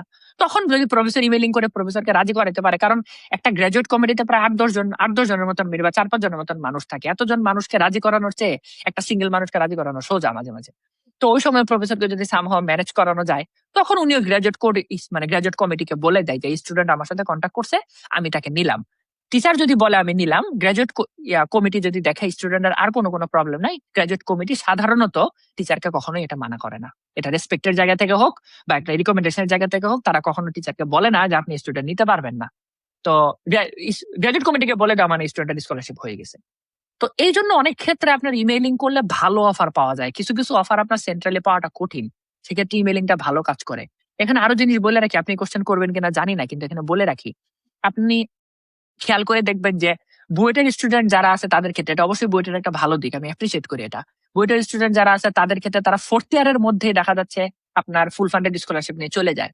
4-2 ভিতরেই তারা মোটামুটি প্রোফাইল গুছায় ইমিডিয়েটলি রেজাল্ট হওয়ার পরপরই তারা চলে যায়। এখানে সবচেয়ে বড় হেল্প হয় হচ্ছে আপনার বুয়েটের আর্লি প্রিপারেশন, মানে তাদের অ্যালামনাই, তাদের সিনিয়র ভাই ব্রাদার, তাদের সাথেই বুয়েটের একটা ভালো কন্টাক্ট থাকে, এবং তারা আসলে এই সুযোগটা পায়। তারা বলতে পারে যে ভাই আপনি এই ল্যাবে গেছেন, আপনার ল্যাবে কোনো ফাঁকাও জায়গা আছে কিনা বা কোনো পজিশন আছে কিনা। এইভাবে মানে যারা আসে আসলে সিনিয়র, তাদেরই কোনো না কোনো ল্যাবে এই ধরনের অফার পাইলে বা এই ধরনের কোনো সুযোগ থাকলে ওই ভাই আসলে রিকমেন্ড করে প্রফেসরকে যে আমার একজন জুনিয়র আসলে খুবই ভালো কাজ করে, কাজ তো আপনার সাথে মিলে। তো স্টুডেন্টের ইন্টারভিউ নিলে দেখা গেল যে স্টুডেন্ট ভালো আছে, সবকিছু আছে, ওরা ফটোর ভিতরে সবকিছু দিয়ে দেখা যাচ্ছে রেজাল্ট হয়ে গেছে ইমিডিয়েটলি, তারপরে তার সাথে সাথেই চলে গেছে, 1 বছরও বাংলাদেশে ওয়েট করা লাগে। তো এই জিনিসগুলো ভালো আসলে, নট নেসেসারি সবসময় প্রফেসর ইমেইলিং করলে আপনার অফার আসবে। কখনো কখনো এই রেফারেন্সের হাত অনেক লম্বা। এই রেফারেন্সও দেখা Reference. যাচ্ছে যে আপনার এমন কিছু অফার আসলে রেফারেন্স ম্যানেজ করে আনতে পারে যেটা আসলে আপনার নরমালি ওপেন থাকে না, বুঝছেন? তো এটা হয়, এটা আপনার বিহাইন্ড দ্য সিন বলেন, ভিতরে ভিতরে বলেন, এগুলো আসলে হয় বাংলাদেশের চাকরির বাজারে হয়, আপনারা জানেন। তো এটা এখানেও হয়, হয় না তা না, এটা আসলে অস্বীকার করতে পারবো না। এখন আপনি যদি এই ধরনের কোনো সিচুয়েশন আপনার না থাকে, আপনি ব্যাকফুটে আছেন, তার মানে এই না যে আপনার আপনার জন্য জেনারেলি সম্ভব না। আমার এরকম রেফারেন্স ছিল না, যেটা ছিল সেটা আমি ইউজ করি নাই। আমি ওকলাহোমাতে যাইতে পারতাম, কিন্তু যাই নাই, ওই কিছু আমি করতাম না। তো আমার যেটা রেফারেন্স ছিল সেটা আমি ইউজ করি নাই। আর যেটা আমি চাইছিলাম সেটা আমার ছিল না। কিন্তু এমন না যে যাদের নাই তারা আসতে পারবে না, পারবেন। এটা হয়তো অন্যভাবে ম্যানেজ করে নিতে হবে। বুঝতে পারছি ভাই। I think good. I think this is a good foundation. হ্যাঁ, এখন আমি আপনাকে একদম নেক্সট প্রশ্নটা যদি করি, একটা স্টুডেন্ট যে হচ্ছে একটা পিএইচডি অ্যাপ্লিকেশন করতেছে, কোন কোন জিনিসগুলো একটা স্টুডেন্টের প্রোফাইলকে স্ট্রং বানায়? সিজিপিএ এর কথা মাল্টিপল টাইম আসছে। ওকে। রিসার্চ এর কথায় আপনি বলছিলেন যে পিএইচডি আসলে রিসার্চ শেখার শুরু। এটা আসলে শুরু। মানে একটা স্টুডেন্টের প্রোফাইলে কোন কোন জিনিস আসলে থাকতে হয় ইউএসএ পিএইচডি ওকে, তে অ্যাপ্লাই করলে? আমি আপনার কোশ্চেনটাকে রিফ্রেশ করি। একটা স্টুডেন্টের প্রোফাইলে কিছু না থাকলে কিভাবে পিএইচডি স্কলারশিপ পাওয়া যায়? মানে আমি রিফ্রেশ করে এভাবে অ্যান্সার দেই যে ধরেন স্টুডেন্টের প্রোফাইলে কিছু আছে কিছু নাই, সেটাকে আমি কিভাবে সাজাবো, কিভাবে এটাকে প্রেজেন্ট করব। আমার কিছু মানে আমার ধরেন সবার তো সব থাকে না, তো যার সব নাই তার ক্ষেত্রে কি হবে? যার সব আছে সে তো বেস্ট পসিবল সিনারিওতে আছে, তারটা বাদ দেন, বা তারটা আমি বলবো সমস্যা নাই, কিন্তু যার সব নাই তার কি হবে? দেখেন, সিজিপিএ হ্যাঁ মাল্টিপল টাইমে আসছে, সিজিপিএ একটা প্রাইমারি ক্যাটাগরি। আমি প্রথমে শুধু ওভারঅল এই 4-5টা পয়েন্ট বলে যাই। প্রথম কথা হচ্ছে সিজিপিএ, দ্বিতীয় কথা হচ্ছে রিসার্চ এক্সপিরিয়েন্স, তৃতীয় কথা হচ্ছে এক্সট্রা কারিকুলার অ্যাক্টিভিটিস বা লিডারশিপ এক্সপিরিয়েন্স, 4 নাম্বার থাকতে পারে আপনার টিচিং এক্সপিরিয়েন্স থাকতে পারে। আর কিছু না থাকলে আপনি টিউশন যেটা করাইছেন, বাংলাদেশে প্রায় সবাই টিউশন করে, টিউশন যেটা করাইছেন সেটাকে টিচিং এক্সপিরিয়েন্স হিসেবে দিয়ে দেন, দ্যাটস ওকে। আপনার লিডারশিপ এক্সপিরিয়েন্স না থাক, আপনার কোনো ক্লাবের সাথে কোনো মানে অ্যাসোসিয়েশন থাকলে সেটা আপনার লিডারশিপ হিসেবে কাউন্ট হবে। তারপরে হচ্ছে আপনার আইএলটিএস এর স্কোর। হ্যাঁ, আইএলটিএস এর স্কোর অবশ্যই গ্র্যাজুয়েটের রিকোয়ারমেন্ট, কিন্তু আইএলটিএস এর স্কোর 8 উঠলে জিনিসটাকে একটু অন্যভাবে তাকায়, ঠিক আছে? বাট নট নেসেসারি যে আইএলটিএস এর স্কোর অনেক ভালো হলে আপনি যাইতে পারবেন। আইএলটিএস এর স্কোর সত্যি বলতে আপনার স্কলারশিপ পাওয়ার ক্ষেত্রে কোনো ম্যান্ডেটরি বা আহামরি তেমন কোনো জিনিস না। বাট জিনিসটাকে আসলে ইন্টারনালি কেউ ওইভাবে হাইলাইট করে কিনা বা দেখে কিনা আমি ওইভাবে জানি না। কারণ বিষয়টা আসলে গ্র্যাজুয়েট স্কুল একটা রিকোয়ারমেন্টের মধ্যে পড়ে। রিকোয়ারমেন্ট মিনস আপনি যদি রিকোয়ারমেন্ট ফিল আপ করেন তাহলে ওইটা আপনার স্কলারশিপের ক্ষেত্রে আর ইফেক্ট করতেও পারে আবার নাও পারে, ডিপেন্ড করে। যেমন সিজিপিএ অবশ্যই একটা রিকোয়ারমেন্ট, এবং গ্রাজুয়েট স্কুলের ক্ষেত্রে সিজিপিএ সাধারণত 3 থাকে। বাট 3 আসলে একটা কাগজ কলমে লেখা নাম্বার, ওরা আসলে সিজিপিএ এর র্যাঙ্কিংটাই করে। তো আইএলটিএস এর স্কোরটা একটা রিকোয়ারমেন্ট, কখনো কখনো ডিপার্টমেন্ট এটাকে ফোকাস দিতে পারে, কখনো কখনো নাই দিতে পারে। না দেওয়ার পসিবিলিটি অনেক ক্ষেত্রেই বেশি। যদি রিকোয়ারমেন্ট ফিল আপ না করেন তখন আবার আটকা পড়বেন। তো ওভারঅল মোটামুটি এইরকমই। এখন কোশ্চেন হচ্ছে একটু সিস্টেমেটিক্যালি আসার ট্রাই করি। সিজিপি এর ব্যাপারটা আপনারা জানেন, সে ব্যাপারে মেনশন করলাম না। সিজিপি এর ক্ষেত্রে একটা সিঙ্গেল লাইন, যত চিনি তত মিষ্টি, বা যত গুড় তত মিষ্টি। সিজিপিএ কত রাখতে হবে? যত তুলতে পারেন। কত তুলতে পারবো সেটা আপনি জানেন, আমি জানি না। সোজা সাপটা কথা হচ্ছে এখানেই। আপনি যদি 3.9 আপনি যদি 4 আউট অফ 4 তুলতে পারেন, দ্যাটস ওকে। 4 আউট অফ 4 উঠলো না, 3.9 তুলেন, 9 উঠলো না, 8 তুলেন, 8 উঠলো না, 5 তুলেন। আপনি উপর থেকে নিচের দিকে নামতে থাকেন। আপনি নিচ থেকে উপরে উঠেন কিসের জন্য? 3.5 সিজিপিএ তুলতে হবে এই কথা আমি কাউকে কোনোদিনই বলি না। আপনি 3.9 তোলার জন্য ক্যাপেবল, আপনি 5 কেন তুলবেন? আপনার জন্য 9 ই স্ট্যান্ডার্ড। যত সিজিপিএ তুলতে চান তত ভালো। এই জিনিস থাকলে কোনোদিন লস হয় না, না থাকলে লস হয়। গেল সিজি শেষ। রিসার্চ এক্সপেরিয়েন্স ইন্টারেস্টিং জিনিস। এখানে একটা ব্যাপার আছে যেটা শুরুতে বলছিলাম, এটা আরেকবার একটু টাইনে নিয়ে আসি। আপনার রিসার্চ এক্সপেরিয়েন্স আপনার প্রফেসরের সাথে খাপে খাপ মিলে। এখন এটা এক্সপ্লেইন করি খাপে খাপ কেমনে মিলে। ধরেন বাংলাদেশের রিসার্চ স্বাভাবিকভাবে এখানে সায়েন্সের ব্যাকগ্রাউন্ড আর আর্টসের কমার্সের ব্যাকগ্রাউন্ড এবং লাইফ আপনার এই STEM background, non STEM background, social science background এখানে কয়েক ভাগে ভাগ হয়ে যাবে। আপনি যদি স্টেম ব্যাকগ্রাউন্ড হন বা আপনার যদি এক্সপেরিমেন্টাল ল্যাব ওয়ার্ক থাকে, দেখা যাচ্ছে বাংলাদেশের এক্সপেরিমেন্টাল কাজ বা আপনার বাংলাদেশের ল্যাবরেটরি বেস যে কাজগুলো, যেগুলোকে আমরা কখনো ওয়েট ল্যাব বলি বা কখনো আমরা স্বাভাবিকভাবে বলি যে ল্যাবরেটরিতে যে কাজ বা হাতে কলমে যে কাজগুলা, সেই কাজগুলার পেপার সাধারণত সহজে হইতে চায় না। কারণ বাংলাদেশের বিভিন্ন ল্যাগিং থাকে। হ্যাঁ, হলে ভালো, হলে অবশ্যই আপনি ভালো পসিবল সিনারিওতে আছেন। যদি না হয় সেক্ষেত্রে আপনি কি করবেন? সেক্ষেত্রে যেটা হইতে পারে, আপনি যদি এই ধরনের এক্সপেরিয়েন্স নিতে পারেন, আপনি ম্যাক্সিমাম ট্রাই করবেন এই ধরনের এক্সপেরিয়েন্সটা নেওয়ার জন্য। কেন? আপনি এসওপি তে লিখতে পারবেন। আপনি এসওপি তে লিখবেন যে আমার আন্ডারগ্রেড যদিও এমন এমন, বা আমার যদিও আসলে আপনার যদিও আমার আসলে কোনো পেপার পাবলিকেশন নাই, কিন্তু আমার এই রিসার্চ এক্সপেরিয়েন্স আছে। অর্থাৎ আমি যেখানে এপ্লাই করতেছি তার কিছু কাজ আমি আসলে ফিজিক্যালি ল্যাবে সামহাউ করে আসছি, আমি এই জিনিসটা হাতে কলমে পারি, আমার ল্যাবরেটরির একটা এক্সপেরিয়েন্স আছে। এবং বিশ্বাস করবেন কিনা জানি না, কিন্তু বাংলাদেশে আপনি যদি ভার্সিটি থেকে বের হয়ে যান, তারপরে আপনি বাংলাদেশের ল্যাবরেটরি এক্সপেরিয়েন্স আর কোথাও থেকে সেভাবে নিতে পারবেন না। কারণ বাংলাদেশে এমন সুযোগ নাই। হাতে গোনা কয়েকটা ইনস্টিটিউশন আছে যেখান থেকে আপনাকে এরকম হাতে কলমে ল্যাবে কাজ করার সুযোগ দিবে। বাকি সব জায়গায় আপনাকে কোনো ধরনের হাতে কলমে কাজ করার সুযোগ দিবে না। যার জন্য যতদিন ভার্সিটিতে আছেন ল্যাবরেটরি এক্সপেরিয়েন্সটা নেন, পেপার হোক আর না হোক, সেটা পরের হিসাব। যাতে আপনি এসওপি তে লিখতে পারেন। আমি এই জিনিসটাতে হাইলাইট করতে পারছি খুব ভালো মতো, কারণ আমার ল্যাবের এক্সপেরিয়েন্স আসলে ছিল। আমি ল্যাবে কাজ করে আসছি। আমার পেপার যেটা পাবলিশ হয়েছে সেটা আমার ল্যাবের কাজের কোনো ছিল না, মানে ল্যাবের কাজের সাথে রিলেটেড না, কিন্তু আমার ল্যাবের এক্সপেরিয়েন্স ছিল, যেটা আমি এসওপি তে বলে বা আবার ধরেন সামহাউ ম্যানেজ করে। আমার কম্পিটিশনাল কিছু স্কিলও ছিল, সেগুলো বাদ দেন। বাট এই জিনিসটা আমি হাইলাইট করতে পারছি যেহেতু একটা আপনার এক্সপেরিমেন্টাল ল্যাবে আমি জয়েন করতে চাচ্ছি, বা সেখানে আমি আসলে ইমেল করতে চাচ্ছি বা অ্যাপ্লাই করতে চাচ্ছি। এবার আসেন কম্পিটিশনাল পার্ট। বাংলাদেশে কম্পিটিশনাল অর্গানাইজেশনের কোনো অভাব নাই। আপনার যদি কম্পিউটার থাকে, ভালো জিপিইউ সাপোর্ট, সিপিইউ সাপোর্ট থাকে, এবং আপনি যদি কোনো অর্গানাইজেশনে যুক্ত হন বা না হন, আপনি প্রচুর কম্পিটিশনাল রিসার্চ করতে পারবেন। কাজে এটা নিয়ে আসলে কারোরই তেমন কোনো মাথা ব্যথা নাই। আপনি শিখবেন, রিসার্চ করবেন, অর্গানাইজেশন প্রচুর আছে। তো এটা নিয়ে আসলে বলার কিছু নাই। এটা আপনি যেকোনো সময় যেকোনো জায়গায় ম্যানেজ করতে পারবেন। আপনি চাকরিজীবী, কম্পিউটার রিসার্চ আপনার পক্ষে পসিবল। কিন্তু সমস্যা হচ্ছে যে রিসার্চের কম্পিটিশনাল জায়গাটা একটু কম। সব রিসার্চেরই কিছু কম্পিটিশনাল পার্ট আছে, বাট সব জায়গায় এটা এত বেশি না। এখন মানে আপনার এত বেশি ইন্টিগ্রেটেড না।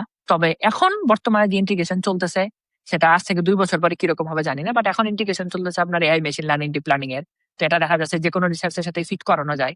যার জন্য এটা কম্পিটিশনাল রিসার্চ মানুষজন এখানে অনেক বেশি করতেছে। তো এটা একটা ব্যাপার, আপনি সেটাকে হাইলাইট করতে পারেন। এর বাদে বাংলাদেশে আছে সার্ভে পেপার। এটা হচ্ছে ম্যাক্সিমাম আপনার কারা করে, যারা পাবলিক হেলথ ডিপার্টমেন্টে আছে তারা করে। যারা মেডিকেল ব্যাকগ্রাউন্ড থেকে আছে, ডাক্তারি পড়ছে কিন্তু রিসার্চের কোনো এক্সপোজার এক্সপেরিয়েন্স কোনোদিনই ছিল না, পরবর্তীতে দেখা যাচ্ছে তারা বাইরে পিএইচডি করতে যাইতে যাচ্ছে, তারা পাবলিক হেলথে রিসার্চ করে।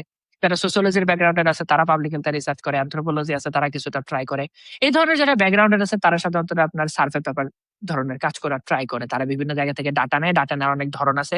কেউ ফিজিক্যালি ডাটা নেয়, কেউ অনলাইনে ডাটা নেয়, কেউ গুগল ফর্ম ক্রিয়েট করে ডাটা নেয়, কেউ ইন্টারভিউ থেকে ডাটা নেয়। যেভাবেই নেক না কেন, বাংলাদেশে ভালো মানের, খারাপ মানের, উঁচা মানের, নিচা মানের সব ধরনের সার্ভে পেপারই আছে। অনেক পেপার পাবলিশ হয়। যেহেতু প্রচুর কাজ হয় এটা নিয়ে, পেপারের কোয়ালিটি এখানে ম্যাটার করে। আসলে আপনি এক্সাক্টলি ঠিক কি জন্য সার্ভেটা করতেছেন, সার্ভে আপনাকে ঠিক কিসের আনসার দিছে, সেই জিনিসটা আসলে ম্যাটার করে। আরেকটা জনপ্রিয় আর্টিকেল, তাহার নাম রিভিউ আর্টিকেল। রিভিউ আর্টিকেল হচ্ছে আপনার কিছু না থাকার চেয়ে কিছু থাকা ভালো। এটা কখনোই আপনার নিজের কোনো কাজ না, এটা আরেকজনের কাজের হচ্ছে সামারি। তো যদি কোনো কিছু না হয় তাহলে রিভিউ আর্টিকেল আপনি করতে পারেন। মানে কিছু না থাকার চেয়ে কিছু থাকা ভালো সেই থিওরিতে। আপনাদেরকে রিকোয়েস্ট করবো টাকা পয়সা দিয়ে কোথাও আর্টিকেলের নাম বসায়েন না। জিনিসটা আপনার লাভের চেয়ে ক্ষতি বেশি করবে। এটা এখন বলতেছি এই অবস্থা, ভবিষ্যতে টাকা পয়সা দিয়ে আরো কি অবস্থা হবে জানি না, কিন্তু এখন বর্তমানে খুব চলতেছে এটা। থার্ড অথরশিপ, ফোর্থ অথরশিপ 15,000, 20,000, 25,000 টাকা দিয়ে নাম বসায় দেয়। এই কাজটা কইরেন না। কারণ হচ্ছে হ্যাঁ, হয়তো আপনি কোনো না কোনো ভাবে স্কলারশিপ যদি ম্যানেজও করে ফেলতে পারেন, ওইখানে গিয়ে যে বিপদে পড়বেন, সেই বিপদের জন্য মানে সেই বিপদ সামাল দেওয়া আপনার জন্য কঠিন হবে। কারণ আলটিমেটলি ওইখানে গিয়ে তার কাউকে টাকা দিতে পারবেন না। তখন আপনার রিসার্চ নিজেরই করা লাগবে। তখন খুব মারাত্মক লেভেলের একটা বিপদে পড়বেন। তো রিভিউ আর্টিকেল এটা গেল। তারপরে হচ্ছে এটা বাদে আপনার মেডিকেলে যারা আছে তাদের ক্ষেত্রে কেস রিপোর্ট আছে, কেস স্টাডি আছে। বিভিন্ন ধরনের পেশেন্টদের ক্ষেত্রে যদি মানে আপনার ডিফারেন্ট টাইপের কোনো কেস আছে, তখন কেস রিপোর্ট পাবলিশ হয়। সিস্টেমেটিক রিভিউ আর্টিকেলের মধ্যেই পড়ে। আর কিছু কি বাদ দিছি? মোটামুটি ভাবে বাংলাদেশের এই ধরনের রিসার্চ আর্টিকেল আছে। এর বাদে কিছু কনফারেন্স আছে, কনফারেন্স প্রসিডিং আছে। সেই কনফারেন্স আপনারা দেখতে পারেন। ওটাও সেম, কিছু না থাকার চেয়ে কিছু থাকা ভালো। যদি জার্নাল করা সময় সাপেক্ষ হয় তাহলে আপনারা কনফারেন্স করেন। খেয়াল করে দেখেন এই প্রত্যেকটা জিনিস আমি বলার কারণ কি, মানে এতক্ষণ আমি কেন বললাম এত জিনিসগুলা। সবার জন্য সব না। আপনি যদি বেস্ট পসিবল সিনারিওতে থাকেন আপনার জার্নাল পেপার হবে। আপনি যদি ওর্স্ট পসিবল সিনারিওতে থাকেন আপনার কনফারেন্স হবে। আমি অন্তত চাচ্ছি আপনার কিছু না কিছু হোক। আপনি একবারে খালি পড়ে থাকেন না। আপনি যেখান থেকে আসেন সেখান থেকে যেটা পারেন সেটাই করেন, বসে থাকেন না। বাইরে যদি যাইতে চান কিছু একটা করেন। এগুলোর মধ্যে কিছু যদি আপনার না থাকে, তাইলে ভাই আপনার যাওয়ার দরকার নেই, আপনি বাদ দেন। কারণ হচ্ছে মানে এগুলোর মধ্যে কিছুই হবে না, এটা আমি বিশ্বাস করতে পারি না। হবে না কেন? এগুলো সবকিছু করার জন্য তো সবসময় সব সাপোর্ট লাগে না। আপনি মিনিমাম সার্ভে করেন, রিভিউ করেন। আরে বাবা, রিভিউ তো ঘরে বসেও লেখা যায়। আপনি তো অন্তত এতটুকু কাজ করতে পারেন। নিজে চেষ্টা করে শিখলে তো আপনি কম্পিটিশনে করতে পারেন। এগুলো তো সম্ভব। তো কিছু না কিছু আসলে সম্ভব। আপনি যদি ট্রাই করেন অবশ্যই সম্ভব। আচ্ছা ঠিক আছে, রিসার্চ গেল। আইএলটিএস এর স্কোর সাধারণত 6.5, কিছু কিছু ডিপার্টমেন্ট স্পিকিং এর ক্ষেত্রে 7 চায়, বাট ওভারঅল 6.5, 6 আছে, বাট 6.5 ভালো আইএলটিএস এর ওভারঅল ব্যান্ড বা অ্যাপ্লাইড জায়গাটা। জিআরই স্কোর ম্যাক্সিমাম ক্ষেত্রে ওয়েভ করা, কিছু কিছু ক্ষেত্রে আছে, আপনারা নিজে চিন্তা করে দেখতে পারেন। আইএলটিএস দিবেন নাকি টোফেল দিবেন? আমি সাজেস্ট করবো আইএলটিএস দিতে। টোফেলের স্ট্রাকচারটা একটু জিআরই সাথে মিলে যায়। আপনি যদি জিআরই প্রিপারেশন নেন, টোফেল চয়েস করতে পারেন। যদি পার্সোনাল ইন্টারেস্ট থাকে টোফেল দেন, বাট আইএলটিএস দেওয়াটা ইজি। এখন আবার আইএলটিএস কম্পিউটারে, আমি যতদূর জানি টোফেলও কম্পিউটারে, সো আসলে এখানে সমান সমান হয়ে গেছে। ওকে, আর হচ্ছে যে আপনার এরপরে এরপরে কি এই লেটার অফ রিকমেন্ডেশন, সিভি, এই জিনিসগুলো তো আপনার রেডি। ভাই আপনার কোশ্চেন জানি কি ছিল? আমি আপনার কোশ্চেন ভুলে না গেছি। আমি জিজ্ঞেস করতেছিলাম একটা স্টুডেন্ট যে ইউএসএ তে পিএইচডি তে অ্যাপ্লাই হুম, করবে, কোন কোন জিনিস তার প্রোফাইলকে স্ট্রং করতে পারে। ওকে, প্রোফাইল কি স্ট্রং করবে? আচ্ছা, এখন মনে পড়ছে, স্ট্রং করবে। ওকে, হুম। আচ্ছা, আইএলটিএস এর স্কোর সেটা তো বললাম। জিআরই, হ্যাঁ, জিআরই প্রোফাইল কি স্ট্রং করে, কিন্তু এখন জিআরইর গুরুত্ব কিছুটা কমে গেছে। আপনি যদি দিতে চান দিতে পারেন। যদি আপনার মানে জিআরই স্কোরের ক্ষেত্রেও দেখা যাচ্ছে যে 301, 2, 3 এই ধরনের স্কোর, আর হচ্ছে 310, 15, 20, 25 এই ধরনের স্কোরের মধ্যে একটা ডিফারেন্স আছে। সো জিআরই স্কোর ভালো তুললে আসলে আসলে প্রোফাইলকে স্ট্রং করে, এটা ট্রু। জিআরই আপনি ব্যাকআপ নিতে পারেন। আপনার মাস্টার্স আপনাকে স্ট্রং করবে যদি আপনার আন্ডারগ্রেডের সিজিপিএ খারাপ থাকে। আপনার মাস্টার্স এর রিসার্চ এক্সপেরিয়েন্স আপনার প্রোফাইলকে স্ট্রং করতে পারে। আর কোনো কোথাও ম্যানেজ করতে না পারলে ইরাসমাস মুন্ডাসের জন্য ট্রাই করেন। সেটাও করতে না পারলে বললাম তো শুরুতে যে সকল কান্ট্রির কিছু নাম বলছে, ওগুলাতে মাস্টার্স করে এসে তারপর আবার অন্যদিকে চলে যান, সেটা আপনার প্রোফাইলকে স্ট্রং করবে। আপনি যদি দেখেন আপনার প্রোফাইল পিএইচডির জন্য মানে পিএইচডির জন্য ফিট না, তাহলে কোনো না কোনো ওয়েতে এটাকে ফিট বানান। সেটা হইতে পারে ইদার বাংলাদেশে মাস্টার্স করে, হইতে পারে বাইরে মাস্টার্স করে, হইতে পারে ঘরে বসে রিসার্চ করে, হইতে পারে পেপার পাবলিকেশন করে, হইতে পারে অন্য একটা মাস্টার্স প্রোগ্রামে ঢুকে সিজিপিএ হাই করে, কিন্তু সেটাকে স্ট্রং বানান। ঠিক আছে? আর কোন দেশের জন্য অ্যাপ্লাই করতেছেন সেখানেও ডিপেন্ড করে। ইউএস এর বার সব ভার্সিটির জন্য একরকম না। কখনো কখনো কিছু ভার্সিটি আপনার দেখা যাচ্ছে যে আপনার মোটামুটি একটা সিজিপিএ হলেই হচ্ছে। কিছু ভার্সিটিতে দেখা যাচ্ছে যে আপনার সিজিপিএ 6, 7, 8, 9 এরকম রেঞ্জের লাগে। আবার ইউরোপের ক্ষেত্রে অ্যাপ্লাই করলে সেম অবস্থা। কানাডা, জাপান, অস্ট্রেলিয়াতে অ্যাপ্লাই করলে হয়তো আপনার একটু বার হায়ার লাগবে, একটা ভালো লেভেল লাগবে। পুরোপুরি ডিপেন্ড করতেছে আপনি যেখানে অ্যাপ্লাই করতেছেন সেইটার সাথে আপনার প্রোফাইলের ফিট কতখানি, তার উপর ডিপেন্ড করতেছে। এখানে ছোট্ট করে একটা জিনিস বলে নেই, সেটা হচ্ছে যে যেখানে অ্যাপ্লাই করেন না কিসের জন্য, স্বাভাবিকভাবে আপনার প্রোফাইলটাকে মাঝখানে রাখার চেষ্টা করেন। ধরেন যে আপনার প্রোফাইলটা হচ্ছে একটা মিডল জোনে, আপনার প্রোফাইলের সাপেক্ষে, আবারও বলতেছি, আপনার প্রোফাইলের সাপেক্ষে টপ র্যাঙ্কিং এর ভার্সিটিতে অ্যাপ্লাই করবেন, আপনার প্রোফাইলের সাপেক্ষে মিডল র্যাঙ্কিং বা বেস্ট ফিট ভার্সিটিতে অ্যাপ্লাই করবেন, আপনার প্রোফাইলের সাপেক্ষে লো র্যাঙ্কিং বা বিলো অ্যাভারেজ ভার্সিটিতে অ্যাপ্লাই করবেন। কখনোই টপ র্যাঙ্কিং বলতে আপনি ওয়ার্ল্ডের টপ র্যাঙ্কিং বুঝেন না। ওয়ার্ল্ডের টপ র্যাঙ্কিং আপনার জন্য না। হ্যাঁ, আমার কথা শুনে 3.9 মন খারাপ করতে পারে, বাট এই কথা আপনার জন্য না। ওয়ার্ল্ডের টপ র্যাঙ্কিং ম্যাক্সিমামের জন্যই না। যার জন্য টপ র্যাঙ্কিং তাকে টপ র্যাঙ্কিং এ যাইতে দেন। আপনি আপনার প্রোফাইলের সাপেক্ষে টপ কারা ওইটা বাইর করেন। টপ করেন হচ্ছে যদি 10টা ভার্সিটি অ্যাপ্লাই করতে চান, টপ করেন 3-4টা, মিডল করেন 5-6টা, আর বিলো র্যাঙ্কিং করেন হচ্ছে বা বিলো অ্যাভারেজ আপনার প্রোফাইলের চেয়ে নিচে এরকম করেন হচ্ছে 2-3টা। এইভাবে 10টা কি 12টার মতন একটা করেন, লিস্ট করেন ভার্সিটি। তাতে যেটা হবে, টপে কেন দিবেন? অ্যাম্বিশাস থাকা ভালো। যদি আপনার কপালে লাগা যায়, যদি লাগা যায়, থিওরি যদি লাগা যায় তাহলে টপে চলে যাবেন। মিডলে কেন দিবেন? কোনোভাবে যাতে না ছুটে সেই জন্য মিডলে দিবেন। আর লোতে কেন দিবেন? আচ্ছা, অফার একটা হাতে থাকা ভালো, এই জন্য লোতে দিবেন। এইভাবে ভার্সিটিটাকে সর্ট Amazing. করেন। ঠিক আছে? এইভাবে সাজান। তারপরে আপনি বুঝতে পারবেন কোনটা আপনার জন্য গুড ফিট, কোনটা ব্যাড ফিট। মানে এইটা হচ্ছে আপনার ফিটের উপর, আপনার প্রোফাইল কিরকম হচ্ছে আর আপনার ওই ভার্সিটি কিরকম স্টুডেন্ট নিচ্ছে। ওই হচ্ছে আর নিচ্ছে এই দুটো জিনিসের মধ্যে যদি কম্বিনেশন করতে পারেন, সাপ্লাই এন্ড ডিমান্ড, তাইলে আপনার পক্ষে পসিবল একটা ভার্সিটিতে ডিরেক্ট পিএইচডিতে হিট মানে ডিরেক্ট স্কলারশিপ গেট পাওয়া আসলে। এবং এটা পসিবল, আব্দুল ভাই, ইম্পসিবল আমি না। আমি আপনাকে হুম, এই অ্যান্সারের পরে 2টা প্রশ্ন করব। প্রথম প্রশ্ন ওকে। হচ্ছে, একটা প্রশ্ন, এটা এটা আপনাকে ইমিডিয়েট আনসার দিতে হবে না, এটা আপনি এটার পরে দেন। সেটা হচ্ছে হুম, ইউনিভার্সিটির যে লিস্টের কথাটা বললেন, কেমনি ইউনিভার্সিটি লিস্টিংটা হুম, করে, এই রিলেটেড একটা প্রশ্ন করব।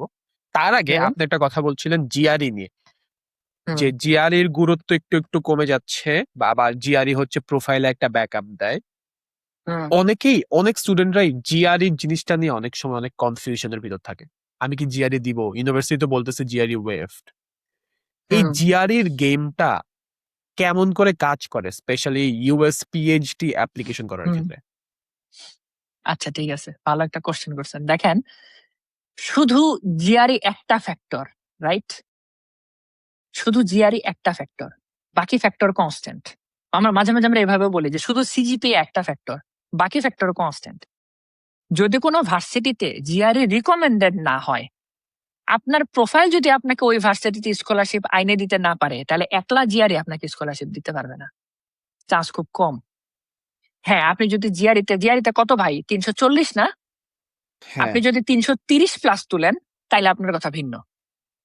আপনি যদি এই পরিমাণ কনফিডেন্ট হন যে আপনি জিআরইতে 325 প্লাস 330 প্লাস এমন স্কোর তুলতে পারবেন, তাহলে চান্স আছে যে যে ভার্সিটিতে আপনার নর্মাল এখন যে প্রোফাইলের অবস্থা জিআরই ছাড়া, এই প্রোফাইল দিয়ে আপনি ভার্সিটিতে অ্যাপ্লাই করলে হয়তো বা চান্স পাইতেন না, কিন্তু 330 প্লাস জিআরই দিয়ে অ্যাপ্লাই করলে হয়তো বা আপনি চান্স পাবেন। এখন এইখানে আসলে এই কনফিউশনের আনসার দেওয়াটা খুবই কঠিন, যে ট্রেড অফ করবো কেমনে, জিআরই দিব নাকি রিসার্চ করব। রিসার্চের পিছনে 6 মাস, জিআরের পিছনেও 6 মাস। এই 6 মাসটা কার পিছনে দিব, জিআরের পিছনে আর রিসার্চের পিছনে? আমি বলবো রিসার্চের পিছনে দেন, ওটা বুলেট প্রুফ, ওটা ফুল আপনার fail proof, sorry bullet proof, ওটা ফেল প্রুফ। মানে ওটা ফেল করবে না, সহজ কথা। আপনি যদি 6 মাস ঠিক মতো রিসার্চ করে 1 বছরের মধ্যে একটা পাবলিকেশন করেন, আপনার জিআরই রিকমেন্ডেড থাকলেও ফেল করবে না, জিআরই রিকমেন্ডেড না থাকলেও ফেল করবে না, ওটা ফেল প্রুফ। আর আপনি যদি জিআরই টার্গেট করেন, চান্স আছে এটা ফেল করতে পারে, পসিবিলিটি হাই। তবে তার জন্য এই কথা প্রযোজ্য না যার কনফিডেন্স আছে আমি জিআরই 330 তুলতে পারবো, কারণ বাংলাদেশেই আমি এরকম পোস্ট দেখছিলাম জিআরই 340 পাইছে, 340 আউট অফ 340। তো পারফেক্ট স্কোরার বলে জিআরইতে স্কোরার আসলে এক্সিস্ট করে, তাদের জন্য এই কথা অ্যাপ্লিকেবল না। তাদের ক্ষেত্রে জিআরই অনেক ক্ষেত্রে অনেক আগায় নিয়ে যায়। এবং যাদের জিআরই ভালো, নর্মালি তাদের আইএলটিএস ভালো, ওদের আইএলটিএস নর্মালি 8.5, অনেক ক্ষেত্রে 9 আউট অফ 9। তো এই ধরনের প্রোফাইলের কথা ভিন্ন, বাট ওভারঅল আপনি যদি কনফিউশনে থাকেন জিআরই নাকি রিসার্চ, আমি বলবো গো ফর রিসার্চ, কারণ সেটা আপনাকে কোনো না কোনো ভাবে হেল্প করবেই। দিন শেষে প্রফেসর আপনার জিআরই দিয়ে কি করবে বলেন তো? জিআরই কেন দেয়? প্রোফাইলের ভ্যালু বাড়াইতে। জিআরই কি দেখে? আপনার analytical ability are thinking ability দেখে। ও সবগুলো জিনিস তো আলটিমেটলি আপনার রিসার্চে চলে আসতেছে। আপনার ম্যাথমেটিক্যাল রিজনিং দেখে জিআরই, এটা ট্রু। কিন্তু জীবনে এতদিন মানে ধরে আসলে আপনার কাজ করতেছি, কোনোদিন ক্যালকুলেটর ছাড়া হাতে হিসাব করলাম বা করার দরকার পড়লে এমন তো কখনো হয় নাই। তো আবার ম্যাথমেটিক্যাল হ্যাঁ রিজনিং দিয়ে এমনই বা কি হবে? হ্যাঁ, এটা ট্রু, এটা অবশ্যই ঠিক। আমি আমি অবশ্যই ভালো মনে করি যারা মেন্টাল ম্যাথ ভালো পারে তারা অনেক কিছু ভালো চিন্তা করতে পারে, অবশ্যই ট্রু। বাট তার মানে তো এই না যে মেন্টাল ম্যাথ আসলে একটা কম্পালসারি বা একটা ম্যান্ডেটরি স্কিল রিসার্চের জন্য, না, কখনোই না। আপনার মেন্টাল ম্যাথ করতে হবে না রিসার্চে, সত্যি বলতে ম্যাক্সিমাম জিনিসই মুখস্থ করতে হয় না, আপনি সব দেখে দেখে বলতে পারবেন। যদি না আপনার পরীক্ষা থাকে কোনো কোর্সের জন্য, কিংবা যদি না আপনি রিসার্চের জন্য কোনো প্রেজেন্টেশন দেন, যে প্রেজেন্টেশন আপনার স্ক্রিপ্ট মুখস্থ করা লাগতেছে যাতে আপনার কথার ফ্লুয়েন্সি নষ্ট না হয়, আপনি মুখস্থ করতেছেন কথার ফ্লুয়েন্সি ঠিক রাখার জন্য, অডিয়েন্সের মাথা ঠান্ডা করার জন্য কিন্তু না। আপনি মুখস্থ করতেছেন যাতে আমি ঠিক মতো ফ্লুয়েন্টলি টাইমের মধ্যে কথাটা শেষ করতে পারেন, সেই জন্য। এর বাদে আপনার রিসার্চ কখনোই মুখস্থ বলতে হয় না। আমরা যা বলি দেখে দেখেই বলি, প্রফেসরের সাথে মিটিং করি দেখে দেখেই করি, পেপার সামনে নিয়েই করি। মুখস্থ আমরা কেউই করি না, মুখস্থ হয়ে যায় অনিচ্ছাকৃত ভাবে। ওই কাজটা নিয়ে কাজটা হুম করতে করতে করতে করতে মুখস্থ হয়ে যায়। আমাকে যদি জিজ্ঞেস করেন আমার লাস্ট এক্সপেরিমেন্টের কি কি ইউজ করছিলাম এবং কত ভ্যালু ছিল, কত গ্রাম ইউজ করছি, আমি গ্রাম সহ বলে দিতে পারবো, কারণ নিজের হাতে মাপছি যে, ওই জন্য মনে আছে। আমরা মুখস্থ কিন্তু করি নাই, লেখা আছে, বুঝছেন? তো বিষয়টা এরকম, জিআরই আসলে একটা সময়, হ্যাঁ ভাই বলেন। না না মানে এখন ধরেন হ্যাঁ, দুই হাজার আমার শেষ, সমস্যা ছাব্বিশে নেই। এসে এখন হুম ধরেন 2026-এ এসে যেহেতু জিনিসপত্র মানে ইউএসএ তে পিএইচডি অ্যাপ্লাই করা এখন একটুখানি ট্রিকি, একটুখানি মানে বেশি, আরো একটুখানি বেশি হয়তো কম্পিটিটিভ মানে হুম হুম। এগেইন সেই জায়গায় এসে একটা স্টুডেন্টের জন্য কি জিআরই সহ অ্যাপ্লাই করা ওয়াইজ নাকি? না, না, বর্তমানের এই কম্পিটিশনের যুগেও স্টুডেন্ট যদি তার প্রোফাইলকে ভালো করতে যায়, তাহলে তার রিসার্চে ফোকাস করাটাই ওয়াইজ ডিসিশন। কারণ একমাত্র আচ্ছা রিসার্চই তাকে ওই ল্যাবে ভালো ফিট করাইতে পারবে, জিআরই পারবে না। আর পারবে না। সত্যি বলতে কি জানেন, ইন্ডিয়ান চাইনিজদের জিআরই স্কোর আমাদের চেয়ে অনেক বেশি উঠে। আপনি খুঁজে দেখেন, আপনি জানেন, আপনি অ্যাব্রড বিভিন্ন মানুষজন পাইছেন, আপনি প্রচুর ইন্টারন্যাশনাল মানুষদের সাথে কাজ করেন, তাদের জিআরই স্কোর আমাদের চেয়ে অনেক বেশি উঠে। এবং জিআরই যে যদি শুধু কম্পারিজন করতে যাই, তাহলে তাদের সাথে আমরা এমনিও টিকবো না, এটা কঠিন আছে, বুঝছেন? তো জিআরই আলটিমেটলি এটা হবে না। হ্যাঁ, রিসার্চ কেন করে? কারণ দেখেন, একটা প্রফেসর কি চায়, স্টুডেন্ট আগের দিন আইসে পরের দিন আমার ল্যাবে, মানে সবচেয়ে বেস্ট এক্সপেকটেশন কি, স্টুডেন্ট আগের দিন ল্যান্ড করছে, একদিন রেস্ট নিছে, তৃতীয় দিন আইসে আমার ল্যাবে জয়েন করে জিজ্ঞেস করতেছে, প্রফেসর আমি তো এক্সপেরিমেন্ট পারি, আমি শুরু করি। এটা হচ্ছে একটা প্রফেসরের হয়তো বা বেস্ট এক্সপেকটেশন, যে dream student dream student. Immediately as early as possible, as soon as possible সে বলবো যে প্রফেসর আমি আপনার ল্যাবে জয়েন করার জন্য রেডি। আমি হয়তো অনেক বেশি হাইপোথেটিক্যাল ভাবে বা একটু ফ্যান্টাসি টাইপ করে বলছি, বাস্তবে এটা হলো, বাস্তবে হয় না, বাট অ্যাজ আর্লি আর অ্যাজ সুন অ্যাজ পসিবল আমি জাস্ট তাড়াহুড়ার ব্যাপারটা বোঝানোর ট্রাই করতেছি, যে প্রফেসর এইটাই চায় যে আমার ল্যাবে ইমিডিয়েটলি আসবে, এক্সপেরিমেন্ট শুরু করবে। প্রফেসর এইটা চায়, তার মানে দিন শেষে এটা কই গিয়ে পড়তেছে, আপনার রিসার্চ এক্সপেরিয়েন্সের উপর গিয়ে পড়তেছে। আপনার রিসার্চ এক্সপিরিয়েন্স যদি প্রফেসরের কাজের সাথে ম্যাচ করে, প্রফেসর বললো ওকে ফাইন, তুমি আমেরিকা আসো, সাথে এই 3-4 দিন রেস্ট নাও, আমার সাথে ওই দিন দেখা করো, তারপরে আমি তোমাকে কিছু পেপার দিব, পড়ো, 1 সপ্তাহের মধ্যে তুমি কাজ শুরু করে দাও সিনিয়রের সাথে। শেষ, উনি Amazing. স্টুডেন্ট নিয়ে নিচ্ছে। উনি এরকম স্টুডেন্ট চায় যার পিছনে সময় কম নষ্ট হবে, কাজ বেশি হবে, তাকে শিখাইতে হবে না অনেক কিছু। ঠিক আছে, তো এই হ্যাঁ মানে প্রফেসররা মানে আমি আমার আন্ডারগ্রেড এক্সপিরিয়েন্স থেকে যেটা বুঝলাম, বাংলাদেশে পড়ার এক্সপিরিয়েন্স নাই, বাট আমি আমার আন্ডারগ্রেড এক্সপিরিয়েন্স থেকে যেটা বুঝলাম, প্রফেসররা আসলে স্টুডেন্টদেরকে বেবি সিট করতে পছন্দ করে না। না না, কখনোই না। এক্স্যাক্টলি, এক্স্যাক্টলি, কখনোই না। আর ভাই এটা এটা সম্ভব না আসলে। বেবি সিটিং বলেন বা একদম বসে থেকে ধরে ধরে শেখানো, এটা আসলে প্রফেসরের কাজ না। এটা পিএইচডি লেভেলেরই কাজ না ভাই। পিএইচডি লেভেলে তবুও অনেক সিনিয়র প্রফেসর শুরুর দিকে অনেক কিছু এক্সপ্লেইন করে।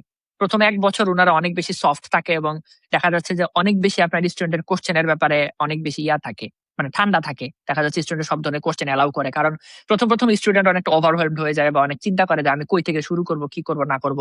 তখন অনেক বাচ্চা কোশ্চেনের আনসার দেয় প্রথম দিকে, এটা ট্রু। কিন্তু তারা আসলে এক্সপেক্ট করে না এই জিনিসটা খুব বেশি দিন কন্টিনিউ করুক। তারা চায় খুব দ্রুত সে আসলে মুভ করে যাক, সে শিখে যাক। তা প্রফেসরের এত সময় নেই, বুঝছেন? হ্যাঁ, অ্যামেজিং, গ্রেট। ভাইয়া আমি ফার্স্ট অফ অল আমি হচ্ছে সেশনটা শুরু করতে চাচ্ছিলাম একটা জিনিস নিয়ে, সেটা বলতে যে আমি মিস করে ফেলছি। কংগ্রাচুলেশন, আপনি হচ্ছে আপনার মাস্টার্স শেষ করে ও ফেলছেন আচ্ছা, আপনার পাথওয়েতে পিএইচডি তে। শুধু এটার উপর আরেকটা সেশন করা যাবে। আচ্ছা যাই হোক, বলেন। অন্য আরেকটা সেশনে কথা বলবো। আপনি তো মোটামুটি হুম, আপনি ভাইয়া আহ, আপনার ইউএসএ তে মোটামুটি একটা গুড অ্যামাউন্ট। ভাই একটু ইন্টারাপ্ট করি। একটা আরেকটা কোশ্চেনের অ্যান্সার আমাকে হোল্ড করতে পারছেন না। আমার সমস্যা হচ্ছে আমি কোশ্চেন ভুলে গেছি। হ্যাঁ, আমি ওটা কোয়েশ্চেন আপনাকে করবো, ওটার কোয়েশ্চেন আমি আপনাকে করবো। আচ্ছা আমার আচ্ছা, ঠিক আছে, ওকে। আমি আপনার কথা থেকেই কোয়েশ্চেন গুলা লিখি আসলে। আহ, আচ্ছা ঠিক আছে। আপনি বেশ ভালো একটা সময় ধরে ইউএসএ তে আছেন। হুম রিসেন্ট টাইমে আমি এই কোয়েশ্চেনটাতে বারবার হিট করতেছি কেন, কারণ হুম স্টুডেন্টরা অনেক বেশি কনফিউজড, স্পেশালি ইউএসএ এর হুম পিএইচডি কে নিয়ে। জেনারেলি অনেক প্যানিক মোড আসলে চলতেছে ইউএসএ তে অ্যাপ্লাই হুম করা নিয়ে এখন। হুম। আপনি এই ট্রাম্প এরার পরে গত কয়েক বছর ধরে আহ ইউএসএ তে কি পিএইচডি তে আপনার এক্সপেরিয়েন্স হয়েছে? আপনার আশেপাশে কি আপনার জুনিয়রদের মধ্যে কি স্টুডেন্ট আসা কমছে, ফান্ড পাওয়া কি কমছে? শর্ট করে কি পরিমাণ, মানে আপনি যদি পার্সেন্টেজে বলেন কি পরিমাণ কমে গেছে আগের থেকে, আপনি যখন গেছিলেন বা তার আগের সময় যখন আপনি দেখছেন, এইটা এখন কি এইটা অবস্থা? এটা জাস্ট একটা ইউনিভার্সিটির একটা ডিপার্টমেন্টাল স্ট্যাটিস্টিক্স। আপনারা এটা শুনে ওভারঅল জাজ করেন না, আমি রিকোয়েস্ট করতেছি। কিন্তু জিনিসটা খুবই আশাহত করার মতো বা হতাশাজনক। সেটা হলো যে আমি যখন ঢুকি বা আমি যখন 2024-এ এই ডিপার্টমেন্টে জয়েন করি পিএইচডি স্টুডেন্ট হিসেবে, তখন আমার কোহর্টে, আমার ব্যাচে, আমার সাথে পিএইচডি স্টুডেন্ট হিসেবে আরো 30 জনের মতন জয়েন করছিল, বা কম করে হলো 25 জন। সেই সংখ্যাটা গত বছর নেমে গেছে 4 জনে। এবং এই 4 জনের মধ্যে ইন্টারন্যাশনাল স্টুডেন্ট বলতে যে আছে 1 জন বা 2 জন, তারা ইউরোপ সিটিজেন, অর্থাৎ ইউরোপের কোন একটা কান্ট্রির সিটিজেন, তারা হচ্ছে ইন্টারন্যাশনাল স্টুডেন্ট। তথাকথিত আমাদের মতন একটা ইন্টারন্যাশনাল স্টুডেন্টও আমার ডিপার্টমেন্ট রিক্রুট করে নাই গত বছর। তো আপনারা এটাকে জাজ করেন না, এটা জাস্ট একটা না ভার্সিটির আমি একটা ডিপার্টমেন্ট। তবে ভাই আমি এখানে একটা কথা বলি আসলে।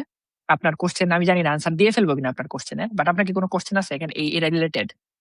না না ভাই, আপনি বলেন, আপনি ওকে, ফ্রিলি তাহলে বলেন। আমি একটা কথা এখানে বলি। সেটা হচ্ছে যে ধরেন এরকম সিচুয়েশনে আমি অনেক জায়গায় দেখছি জিনিসটা আসলে। ট্রাম্প ক্ষমতায় আসে আমি যখন পিএইচডি সেকেন্ড ইয়ারে, খুব সম্ভবত সে সময়, অর্থাৎ আপনার 2025-এ মনে হয়, রাইট? 25-এর জানুয়ারিতে, এটা 26, আমি যদি ভুল না করে থাকি, সে 25 জানুয়ারিতে আসলে আসে। আসার পরে সে অনেক কিছু করছে। সবার প্রথমে উঠার 1 সপ্তাহের মধ্যেই, মানে সে আসলে যে শুধু পিএইচডির ফান্ড কাট করতেছে বিষয়টা এরকম না। আপনারা হয়তো বাংলাদেশে আছেন বা যে যেখান থেকে দেখতেছেন না কেন, আপনারা হয়তো স্বাভাবিকভাবে এই খবরগুলো রাখেন না, কিন্তু আমাদের সামনে ঘটে, তো ইচ্ছা অনিচ্ছা আমাদেরকে এগুলো দেখতে হয় যে ও আসলে কি করতেছে। তো অনেক কিছু করছে। শুরুতে আসার কয়েক সপ্তাহের মধ্যে সে বলছে বার্থ রাইট সিটিজেন সে বন্ধ করে দিবে, মানে ইউএসএতে জন্মগ্রহণকারী কোনো বাচ্চা সরাসরি নাগরিকত্ব পাবে না। এটা নিয়ে অনেক কাহিনী করছে, কোনো কন্ডিশন জুড়ে দিছে। বাস্তবে এটা এখনো হোল্ড হয়ে আছে, এখন এটা কোর্টে প্রসেসিং গেল একটা। তারপরে হচ্ছে এরপরে H1B ভিসাতে যারা আছে, যারা এমপ্লয়মেন্ট ভিসাতে আছে, তার উপর আপনার বন্ডিং আছে $100,000 মতন। এরকম একটা বন্ডিং সাইন করতে হবে, এমপ্লয়ারদেরকে টাকা তাদের দিতে হবে, এই ঝামেলা করছে। তারপর হচ্ছে অ্যাসাইলামে যারা আসে তাদের জন্য কেস কঠিন করে দিছে। এরপরে হচ্ছে আপনার নন ইমিগ্রেন্ট যারা আছে তাদের ক্ষেত্রে অনেক প্রসেসিং ডিফিকাল্ট করছে। ইন্টারন্যাশনাল স্টুডেন্টের উপরে চাপ বাড়াইছে, স্টুডেন্ট রিক্রুট নেওয়া কমাইছে, ফান্ডিং কাট করে দিছে। ডিপার্টমেন্ট অনেক ক্ষেত্রে অফ হয়ে গেছে। কোনো ডিপার্টমেন্টে দেখা গেছে যে আপনার গত বছরের ঘটনা, কোনো ডিপার্টমেন্ট সেশনে কোনো ধরনের কোনো স্টুডেন্ট রিক্রুট করে নাই, অর্থাৎ টোটাল একটা ব্যাচ খালি, কোনো স্টুডেন্ট সেই ব্যাচে ঢোকে নাই। এরকম এরকম কিছু ভার্সিটিও আছে, এরকম ঘটনাও ঘটছে। এবং ছোট ভার্সিটি গুলাতে ইফেক্টটা বেশি পড়ছে। বড় ভার্সিটি গুলো আপনার অ্যালামনের সাথে যোগাযোগ করে হোক, কিংবা আপনার এই স্টুডেন্টের টিউশনের টাকা দিয়ে হোক, কারণ স্টুডেন্টরা তো আপনার টিউশন ফি দিয়ে পড়ে। আপনারা জানেন যে আন্ডার গ্রাজুয়েট হিসেবে যারা পড়ে তারা সাধারণত সেভাবে স্কলারশিপ পায় না, তাদেরকে টাকা দিয়ে পড়তে হয়। তো আন্ডার গ্রাজুয়েটের টিউশন হচ্ছে ইউনিভার্সিটির ইনকামের একটা ভালো সোর্স। তো স্টুডেন্টের টিউশনের টাকা থেকেও দেখা যাচ্ছে ওরা পিএইচডি স্টুডেন্টকে টিএসি হিসেবে রাখতো, রাখার পরে আপনার এভাবে ম্যানেজ করতো। তো কোনো ভার্সিটিতে স্টুডেন্টের ফান্ডিং চলে গেছে, কোনো ভার্সিটিতে স্টুডেন্ট দেখা যাচ্ছে ফান্ডিং যত পাইতো তার থেকে হাফ পাইছে, অর্থাৎ 50% আপনার স্যালারি কাট করে দিছে। এরকম ঘটনা অনেক ঘটছে। ফান্ডিং নাই, এখন অনেক জায়গায় ফান্ডিং নেই, এরকম ক্রাইসিস চলতেছে বিভিন্ন জায়গায়। এই সিচুয়েশনটাতে আসলে ইউএসএ তে তবুও হইতেছে, তবুও দেখতেছি নেক্সট ইউএসএ ফেসবুক গ্রুপে পোস্ট আছে যে মানুষজন ভিসা পাইছে, এখনো আছে। তো আসলে জিনিসটা কিভাবে বলবো, এটা কি একবারে বলবো যে না আপনি অ্যাপ্লাই করেন না? জিরো জিরো তো না, এখনো তো আসতেছে। যাদের প্রোফাইল ভালো আছে মোটামুটি তারা তো এখনো আসতেছে, একবারে আসতেছে না তা না। এখন আপনি ইন্ডিভিজুয়াল হিসেবে আপনার পাওয়ার চান্স কতটুকু, আমি বলবো 50-50। এখন এর এর বেশি আমার আর কিছু সেভাবে বলার নাই। আমি আর পারবো না এর বেশি বলতে, কারণ আমি জানি না, আপনিও জানেন না। ধরে নিলাম 50-50, 60-40, এর বেশি আসলে বলতে পারবো না। যদি আপনার আসলে ইউএসএ তে ব্যাপারে অনেক বেশি ভয় থাকেন, সন্দেহে থাকেন, কি হবে না হবে এই ভয়ে থাকেন, আমি বলবো তবুও অ্যাপ্লাই করেন, কিন্তু ব্যাকআপ হিসেবে অন্য কান্ট্রিতে অ্যাপ্লাই করেন। ইউএসএ কে বাদ দিয়েন না। যদি ভাগ্যে মিলে যায় তাহলে গেলেন, যদি অন্য কান্ট্রিতে হয়ে যায় তাহলে সেই কান্ট্রিতে চলে যায়। এখন কি করবো, দিন শেষে এই জিনিসটা তো না আপনার হাতে আছে না আমার হাতে আছে। বাট অবস্থা খারাপ, অবস্থাকে খারাপ দেখানো হচ্ছে, বিষয়টা এরকম না, অবস্থা আসলেই খারাপ, এটা ট্রু। এই কন্ডিশনে আজকে রেকর্ড করা পর্যন্ত, আজকে কি 2026 সালের জুলাই মাসের 7 তারিখ বা 8 তারিখ যাই হোক না কেন, এই সময়ে আমি বলতেছি অবস্থা খারাপ, আসলেই অবস্থা ভালো না খুব বেশি। এটা চেঞ্জ হবে কবে আমি জানি না। হুম, এটা একটা সাইন। আমার কাছে মনে হয় ইনফরমেশন গুলো আসলে জানা উচিত। কারণ যারা হ্যাঁ ভাই, বাস্তবতা জানা ইম্পর্টেন্ট ভাই, হ্যাঁ। কারণ মানুষকে ভুল মেসেজ দিয়ে লাভ নাই, তাতে সমস্যা পড়ে। এক্সাক্টলি যারা হচ্ছে গিয়ে দূর থেকে আসলে ইনফরমেশন গুলা শুনে, তারা আসলে অলওয়েজ কনফিউজ থাকে। স্পেশালি অনেক রকমের অনেক মানুষের ওপিনিয়ন। এই জন্য আমি আসলে সবসময়, আমি যখন ইউএস এর কারোর সাথে কথা বলি, আমি সবসময় এই প্রশ্নটা করি যে আপনার আপনার আশেপাশে কি চেঞ্জ আপনি দেখছেন। কারণ এইটা আসলে ডেটা সেটটাকে স্ট্রং করে পরে যে একটা ক্লেম করার জন্য আসলে। তো ভাইয়া, আপনার জন্য আমি এর আগে যে আপনাকে বললাম যে 2টা প্রশ্ন করবো। আপনি হুম হুম ইউনিভার্সিটির লিস্ট নিয়ে একটা কথা বলতেছিলেন যে হুম আপনার হুম প্রোফাইল ওয়াইজ আপনার ইউএস নিউজও দেখার দরকার নাই, আপনার কিউএস র্যাঙ্কিংও দেখার দরকার নাই, আপনার প্রোফাইল ওয়াইজ আপনাকে হচ্ছে কি ইউনিভার্সিটির লিস্টিংটা করতে হবে। হুম। একটা স্টুডেন্ট যে ইউএসএ তে পিএইচডি তে অ্যাপ্লাই করতেছে, তাকে ইউনিভার্সিটি লিস্ট করার ক্ষেত্রে আপনি এর বাইরে আর কি কি জিনিস মাথায় রাখতে বলবেন? অনেক কিছু মাথায় রাখতে বলবো, যেটা বলছো এটা তো একটা সিঙ্গেল লাইন ছিল। আচ্ছা দেখেন, এই প্রশ্নের উত্তর একটু লম্বা হবে। আমি কি ইউএস এর দিকে লিমিট করব নাকি বাইরের, ইউএস এর বাইরেও যাবো একটু? একদম ব্রডলি বলতে পারেন। ওকে, ব্রডলি বলতে পারি। ব্রডলি বললে আচ্ছা ঠিক আছে চলেন, ইউরোপের অনেকগুলা দেশ আছে, অনেক দেশে মানুষজন যায়। দুঃখজনক ঘটনা হচ্ছে ইউরোপের সেরকম কোনো অর্গানাইজড ফেসবুক গ্রুপ নাই। ফেসবুককে আমি খুব স্বাভাবিকভাবে প্ল্যাটফর্ম বলতেছি, কারণ বাংলাদেশের মানুষজন ম্যাক্সিমাম ফেসবুকে কনসেন্ট্রেটেড। তারা রেডিট, টুইটার বা এই ধরনের জায়গায় আসলে নাম কস্তে যায়, খুব বেশি ইয়া থাকে না, ইনফরমেশন থাকে না। তো ফেসবুকে এই ধরনের ওইভাবে সেরকম গ্রুপ নাই, যদি পান তাহলে ভালো। এরকম গ্রুপ যদি হয় তাহলে ভবিষ্যতে তৈরি হয় তাহলে আরো ভালো, হয়তো হাসে হাতে কোনো 1-2টা বা কম সংখ্যায় আসলে। সেই গ্রুপগুলা থেকে আপনারা প্রথমে দেখতে পারেন যে আসলে কারা কোন ইউনিভার্সিটিতে যাচ্ছে, কোন ধরনের প্রোফাইলে যাচ্ছে, কিছু ইনফরমেশন সেখান থেকে উদ্ধার করতে পারেন। জাপানের ক্ষেত্রে, সাউথ কোরিয়ার ক্ষেত্রে, চায়নার ক্ষেত্রে আসলে আপনার কিছু ভার্সিটি লিস্ট আপনার অনলাইন থেকে নামাইতে হবে। কিউএস র্যাঙ্কিং বা ইউএস নিউজ র্যাঙ্কিং বা এই ধরনের যে র্যাঙ্কিং গুলো আছে, সেই র্যাঙ্কিং গুলা আপনাকে শুধু ভার্সিটি কোনটা ভালো কোনটা খারাপ এই জিনিসগুলা বলবে, কিন্তু কোন ভার্সিটিতে আপনার স্টুডেন্ট বেশি নেয়, কোন ভার্সিটিতে কম নেয়, কোন ভার্সিটিতে বাংলাদেশি বেশি, কোন ভার্সিটিতে বাংলাদেশি কম, কোন ভার্সিটিতে ফান্ডিং ক্রাইসিস আছে, বা এই যে ওভারঅল সিনারিও গুলা, এই সিনারিও গুলা আসলে আপনাকে ওই জায়গায় যারা আছে বা এই জিনিসগুলাই বলবে। তো এখানে আবার আপনারা বলতে পারেন এটা মার্কেটিং করতেছি, কিন্তু আই এম সরি, মার্কেটিং আমার করা লাগতেছে এই জায়গাটাতে। অ্যাব্রোমেড প্ল্যাটফর্মে আপনি দেখবেন যে বিভিন্ন ভার্সিটি থেকেই মানুষজন আছে এবং তারা সেই দেশে কারেন্টলি থাকতেছে। তো এই ইনফরমেশন তাদের কাছ থেকে খুব ইজিলি নিতে পারবেন। অন্তত তাদের সাথে আপনি সেশন করে তাদের কাছ থেকে জানতে পারবেন যে আসলে এখন বর্তমানে কোন জায়গার কি অবস্থা। দেখেন, আমি ইউএস এর ক্ষেত্রে একটা প্ল্যাটফর্ম আছে, আমি বললাম ইউএস এর ক্ষেত্রে হয়তোবা আপনি নেক্সট অফ ইউএসএ থেকে অনেক ভালো ইনফরমেশন নিতে পারেন, আপনি সেখান থেকে হয়তো সর্টিং করতে পারবেন যে আমি আসলে কিভাবে ভার্সিটি সর্ট করব না। কিন্তু ইউএস এর বাইরে যে ভার্সিটি গুলো আছে সেখানের জন্য অনেক ক্ষেত্রে দেখা যাচ্ছে যে ফেসবুকে সেরকম এস্টাবলিশড কোনো গ্রুপও নাই বা অনলাইনে সেভাবে ইনফরমেশন পাওয়া যায় না। র্যাঙ্কিং করতে গেলে আপনি শুধু র্যাঙ্কিংই পাবেন, বা ওইটা আপনার প্রোফাইলের সাথে ফিট করে কিনা সেটা আপনি জানতে পারবেন না। কোন প্রোফাইল সেখানে যায় না, এই জিনিসটা আপনার জন্য হিসাব করাটা আসলে তুলনামূলক বেশ কঠিন হয়ে যাবে। তো ওভারঅল সবকিছু মিলাই আপনাকে আসলে এই দিক থেকে আব্রোমেড একটা ভালো হেল্প করবে। এবার ইউএস এর দিকে ফেরত আসি, কোন কোন বিষয় আমি মাথায় রাখতে বলবো। প্রথমত, এই ফেসবুক গ্রুপটা থেকে যদি জয়েন করেন তাহলে আপনার ওখান থেকে জানতে পারবেন যে কোন কোন ভার্সিটি আসলে এখানে আপনার, ধরেন আমি যেটা বললাম যে কারা কোন কোন র্যাঙ্কিং সিজিপিএ র্যাঙ্কিং এ গেছে বা কোন কোন ভার্সিটি অ্যাপ্লাই করছে বা করে নাই, সেই জিনিসটা জানতে পারবেন। তো এটা আপনার কাছে একটা জিনিস। এবার আরো বেশ কয়েকটা ফ্যাক্টর থাকে যেটার জন্য আপনার আরো বেশ কিছু পড়াশোনা আসলে করা লাগবে।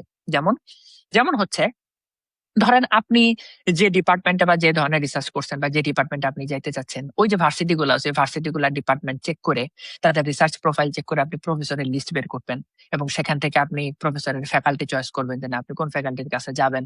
এখন আপনার দেখতে হবে যে আপনি তো ভার্সিটি নোট ডাউন করলেন, ঠিক আছে, ভার্সিটি শর্টলিস্ট করলেন, কিন্তু ফ্যাকাল্টি কারোর সাথে আপনার মিলতেছে না। অর্থাৎ যে ধরনের রিসার্চ হয়, ইদার ফ্যাকাল্টির ইমেলে রিপ্লাই দেয় না, অথবা ওই ফ্যাকাল্টির কোনো ফ্যাকাল্টির সাথে আপনার রিসার্চ সেভাবে মিলে না, অথবা দেখা যাচ্ছে যে ফ্যাকাল্টি আপনার পছন্দ হয় না, বা ফ্যাকাল্টি অনেক বেশি আপনার রুড টাইপের হইতে পারে। রুড বা এটা আসলে বোঝা যায় না অনলাইন থেকে যে ফ্যাকাল্টি আসলে রুড হবে কি হবে না। সো লেটস অ্যাজিউম করে নিলে যে আপনার কাছে কোনো একটা ইনফরমেশন আছে যে ফ্যাকাল্টির আন্ডারে যাওয়া যাবে না, সামহাও কোনো একজন সিনিয়র বলছে। তো তখন ওই ভার্সিটি গুলো আপনার ওখান থেকে বাদ দিতে হবে। এটা হচ্ছে ভার্সিটি। সবচেয়ে বড় বিষয় আমেরিকার ক্ষেত্রে মানুষজনের যেটা কনসিডারেশনে আসে সেটা হচ্ছে লোকেশন বা ওয়েদার। ওয়েদারের একটা ব্যাপার আছে। বোস্টন শহর, ক্যালিফোর্নিয়া শহর, এই শহরের ওয়েদার একরকম। বোস্টনে আপনার দেখা যাচ্ছে ৬ থেকে ৮ মাস ঠান্ডা থাকে, ৩ থেকে ৪ মাস টানা বরফ পড়ে থাকে। এই সকল ওয়েদার অনেকের সহ্য নাই হইতে পারে। যাদের অ্যাজমার প্রবলেম আছে তাদের জন্য এই জায়গাটা খুব ভেজাল্লা জায়গা। তারা দেখা যাচ্ছে আপনার হেলথ এর একটা প্রবলেম পড়তে পারে। আবার টেক্সাসের দিকে এনভায়রনমেন্ট এ রোদ আছে, মোটামুটি বাংলাদেশের মতন আবহাওয়া। ফ্লোরিডাতে আবহাওয়া ভালো আছে। অনেকের শহর পছন্দ, অনেকের গ্রাম পছন্দ। শহরের দিক থেকে গেলে ইউএস এর কিছু স্টেট আসবে, গ্রামের দিকে গেলে ইউএস এর কিছু স্টেট আসবে। অনেকের ক্ষেত্রে এটাও একটা চয়েস হইতে পারে। ইউনিভার্সিটিও সেটার বেসিসে আপনি শর্টলিস্ট করতে পারেন। কোন ইউনিভার্সিটি ছোট, কোন ইউনিভার্সিটি বড়, কোন ইউনিভার্সিটি পার্টি স্কুল, কোন ইউনিভার্সিটি পার্টি স্কুল না, কোন ইউনিভার্সিটি অনেক বেশি কনসার্ট হয় বা অনেক বেশি সোশ্যাল প্রোগ্রাম হয়, কোন ইউনিভার্সিটি আসলে রিসার্চ ফোকাস বা ক্যারিয়ার ফোকাস, এই জিনিসগুলো ম্যাটার করে। জানবেন কই থেকে? রেডিট। রেডিট থেকে বাংলাদেশে সম্ভবত অ্যাক্সেস ব্লক করা আছে, ভিপিএন ইউজ করা লাগতে পারে, কিছু করার নাই। বাট এই ইনফরমেশন গুলো আপনারা রেডিট থেকে মোটামুটি জানতে পারবেন, কারণ ইউএসএ তে যারা আছে, ইউএসএ যারা আন্ডার গ্রেড আছে তাদের ম্যাক্সিমামই আপনার রেডিটে এই ধরনের পোস্ট গুলা শেয়ার করে। বাংলাদেশিদের যে সকল রেডিটের আপনার চ্যানেল সাব চ্যানেল আছে সেগুলা আপনাদের ব্যাপার আপনারা দেখবেন কি দেখবেন না, কিন্তু যারা আপনার এই ভার্সিটি রিলেটেড যে কমেন্ট গুলা হয় বা যে ধরনের পোস্ট গুলা হয় সেখান থেকে আপনি মোটামুটি একটা ভার্সিটির ইনস এন্ড আউটস জানতে পারবেন। কারণ ভার্সিটি ভালো সেটা আপনি র্যাঙ্কিং দেখে বুঝতে পারতেছেন, বাট ভার্সিটির এনভায়রনমেন্ট আপনাকে স্যুট করে কিনা বা আপনার নিজের জন্য আসলে কোনো এনভায়রনমেন্টের প্রায়োরিটি আছে কিনা, থাকতেই পারে, সেটা তো আমি জানি না বা সেটা আমার সাথে মিলবে না। তো তাইলে আপনি এভাবে দেখতে পারেন যে কোন ভার্সিটিতে আসলে কি ধরনের এনভায়রনমেন্ট এবং সেখানে আসলে কি অবস্থা, স্কলারশিপের চাকরির সুযোগ কেমন বা জবের অপরচুনিটি কেমন, ওইখানে আসলে ক্যারিয়ার ফেয়ার হয় কিনা বা বিভিন্ন ধরনের আপনার সোশ্যাল সামাজিক প্রোগ্রাম বা এরকম কিছু হয় কিনা, ঘোরাঘুরির সুযোগ বা এরকম ব্যাপার। অনেকগুলো বিষয় আসলে দেখার ব্যাপার থাকে। আবার আরো আরো যদি কিছু জিনিস বলতে যাই, যেমন ধরেন যে আপনার কিছু কিছু ভার্সিটিতে আপনার এরিয়া বেসিসে ভার্সিটি রিসার্চের ডিরেকশনটা চেঞ্জ হয়ে গেছে। যেমন বোস্টন, ক্যালিফোর্নিয়া শহরগুলোতে আপনার ফার্মাসি, আপনার লাইফ সায়েন্স রিলেটেড রিসার্চটা বেশি হয়, যার জন্য এখানকার ডিপার্টমেন্ট গুলো লাইফ সায়েন্সের রিসার্চটা বেশি করে বা ডিপার্টমেন্টের অনেক ফ্যাকাল্টি লাইফ সায়েন্স রিসার্চ করে। ক্যালিফোর্নিয়া, সান ফ্রান্সিসকোতে বা আপনার ধরেন এই সিলিকন ভ্যালিতে সিএস রিলেটেড রিসার্চটা বেশি হয়, যার জন্য ওখানে সিএস এর ডিপার্টমেন্ট গুলো খুবই স্ট্রং এবং সেখান থেকে আসলে খুব ইজিলি আপনার ইন্টারভিউ কল পাওয়া যায়। ভার্সিটি গুলো দেখা যাচ্ছে এটার প্রতি হাইলাইট করে। টেক্সাসের দিকে কেমিক্যাল ইন্ডাস্ট্রি বেশি, সেদিকে আপনার কেমিক্যাল রিলেটেড বা প্রসেস রিলেটেড রিসার্চটা বেশি হয়। মেরিল্যান্ড, ভার্জিনিয়া বা ওয়াশিংটন ডিসির দিকে আপনার গভর্নমেন্ট জব বেশি, সিভিলের কিছু রিসার্চ আছে, ওইদিকে এই জিনিসগুলো বেশি হয়। তো এইভাবে দেখা যাচ্ছে যে কিছু কিছু স্টেট ওয়াইজ আপনি আসলে ভাগ করে ফেলতে পারবেন যে কোন দিকে আসলে কিসের মানে ফোকাসটা বেশি। এমন না যে যেটার ফোকাস বেশি সেটা বাদে আসলে অন্য ভার্সিটি গুলা মানে সেটার বাদে আসলে অন্য সাবজেক্ট গুলার প্রায়োরিটি নাই, আছে অবশ্যই, কিন্তু সেটার ফোকাসটা বেশি। কারণ ওই শহরটা আসলে এই জিনিসটার উপরে গড়ে উঠছে বা ওই শহরটার যে জব অপরচুনিটি ওই অপরচুনিটি গুলো আসলে এই জিনিসের উপরে গড়ে উঠছে। যেমন লাইফ সায়েন্সের ক্ষেত্রে আমি বলতে পারবো, আপনারা যে সকল ফার্মা কোম্পানির যে সকল কোম্পানির নাম শুনছেন বাংলাদেশের বিভিন্ন ভ্যাকসিনের ক্ষেত্রে, কোভিড ভ্যাকসিন বা এরকম, তার একটা হেডকোয়ার্টার বোস্টনে থাকলে আরেকটা ক্যালিফোর্নিয়াতে। অর্থাৎ ইস্ট কোস্ট এবং ওয়েস্ট কোস্ট এই ২ কোস্টাল এরিয়াতেই আসলে তাদের হেডকোয়ার্টার। আপনারা জানেন, আপনারা হয়তো কি দেখবেন যে ম্যাসাচুসেটস স্টেট আর ক্যালিফোর্নিয়া একটা হচ্ছে এই মাথায় আর একটা ওই মাথায়, ২ মাথায়। তো এটা আসলে লোকেশন ওয়াইজ হয়ে গেছে, এবং যেহেতু হয়ে গেছে সেহেতু এখন রিসার্চও ওইদিকে ফোকাসড, এবং ইন্ডাস্ট্রি কোলাবোরেশন হইলে ওই ধরনের কোলাবোরেশনই হয়। তো বিষয়টা আসলে এরকম। এর জন্য কেমিক্যালের রিসার্চ, আমি এখানে কেমিক্যাল ডিপার্টমেন্টে আছি, আমার এখানকার কেমিক্যাল বায়োকেমিক্যাল ফোকাসড বা বায়োমেডিক্যাল ফোকাসড। আমি যদি টেক্সাসের কেমিক্যালে যাইতাম, আমার কেমিক্যাল আসলে প্রসেস ইন্ডাস্ট্রি ফোকাস থাকতো।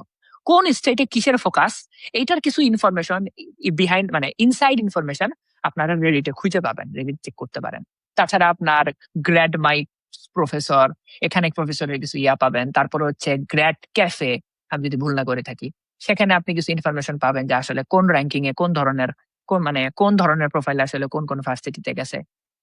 তো এই ধরনের কিছু লিস্ট করতে পারবেন।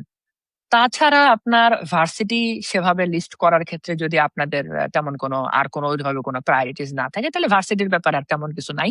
ল্যাবের ব্যাপারে, ফ্যাকাল্টির ব্যাপারে সেখানে আসলে অনেক কিছু বলার আছে। সেখানে আসলে আপনি কি দেখবেন, কি দেখবেন না, সেখানে বেশ কিছু কথা আপনারা আমার সাথে দ্বিমত করতে পারেন। বাট এখানে বেশ কিছু বিষয় আসলে দেখার আছে।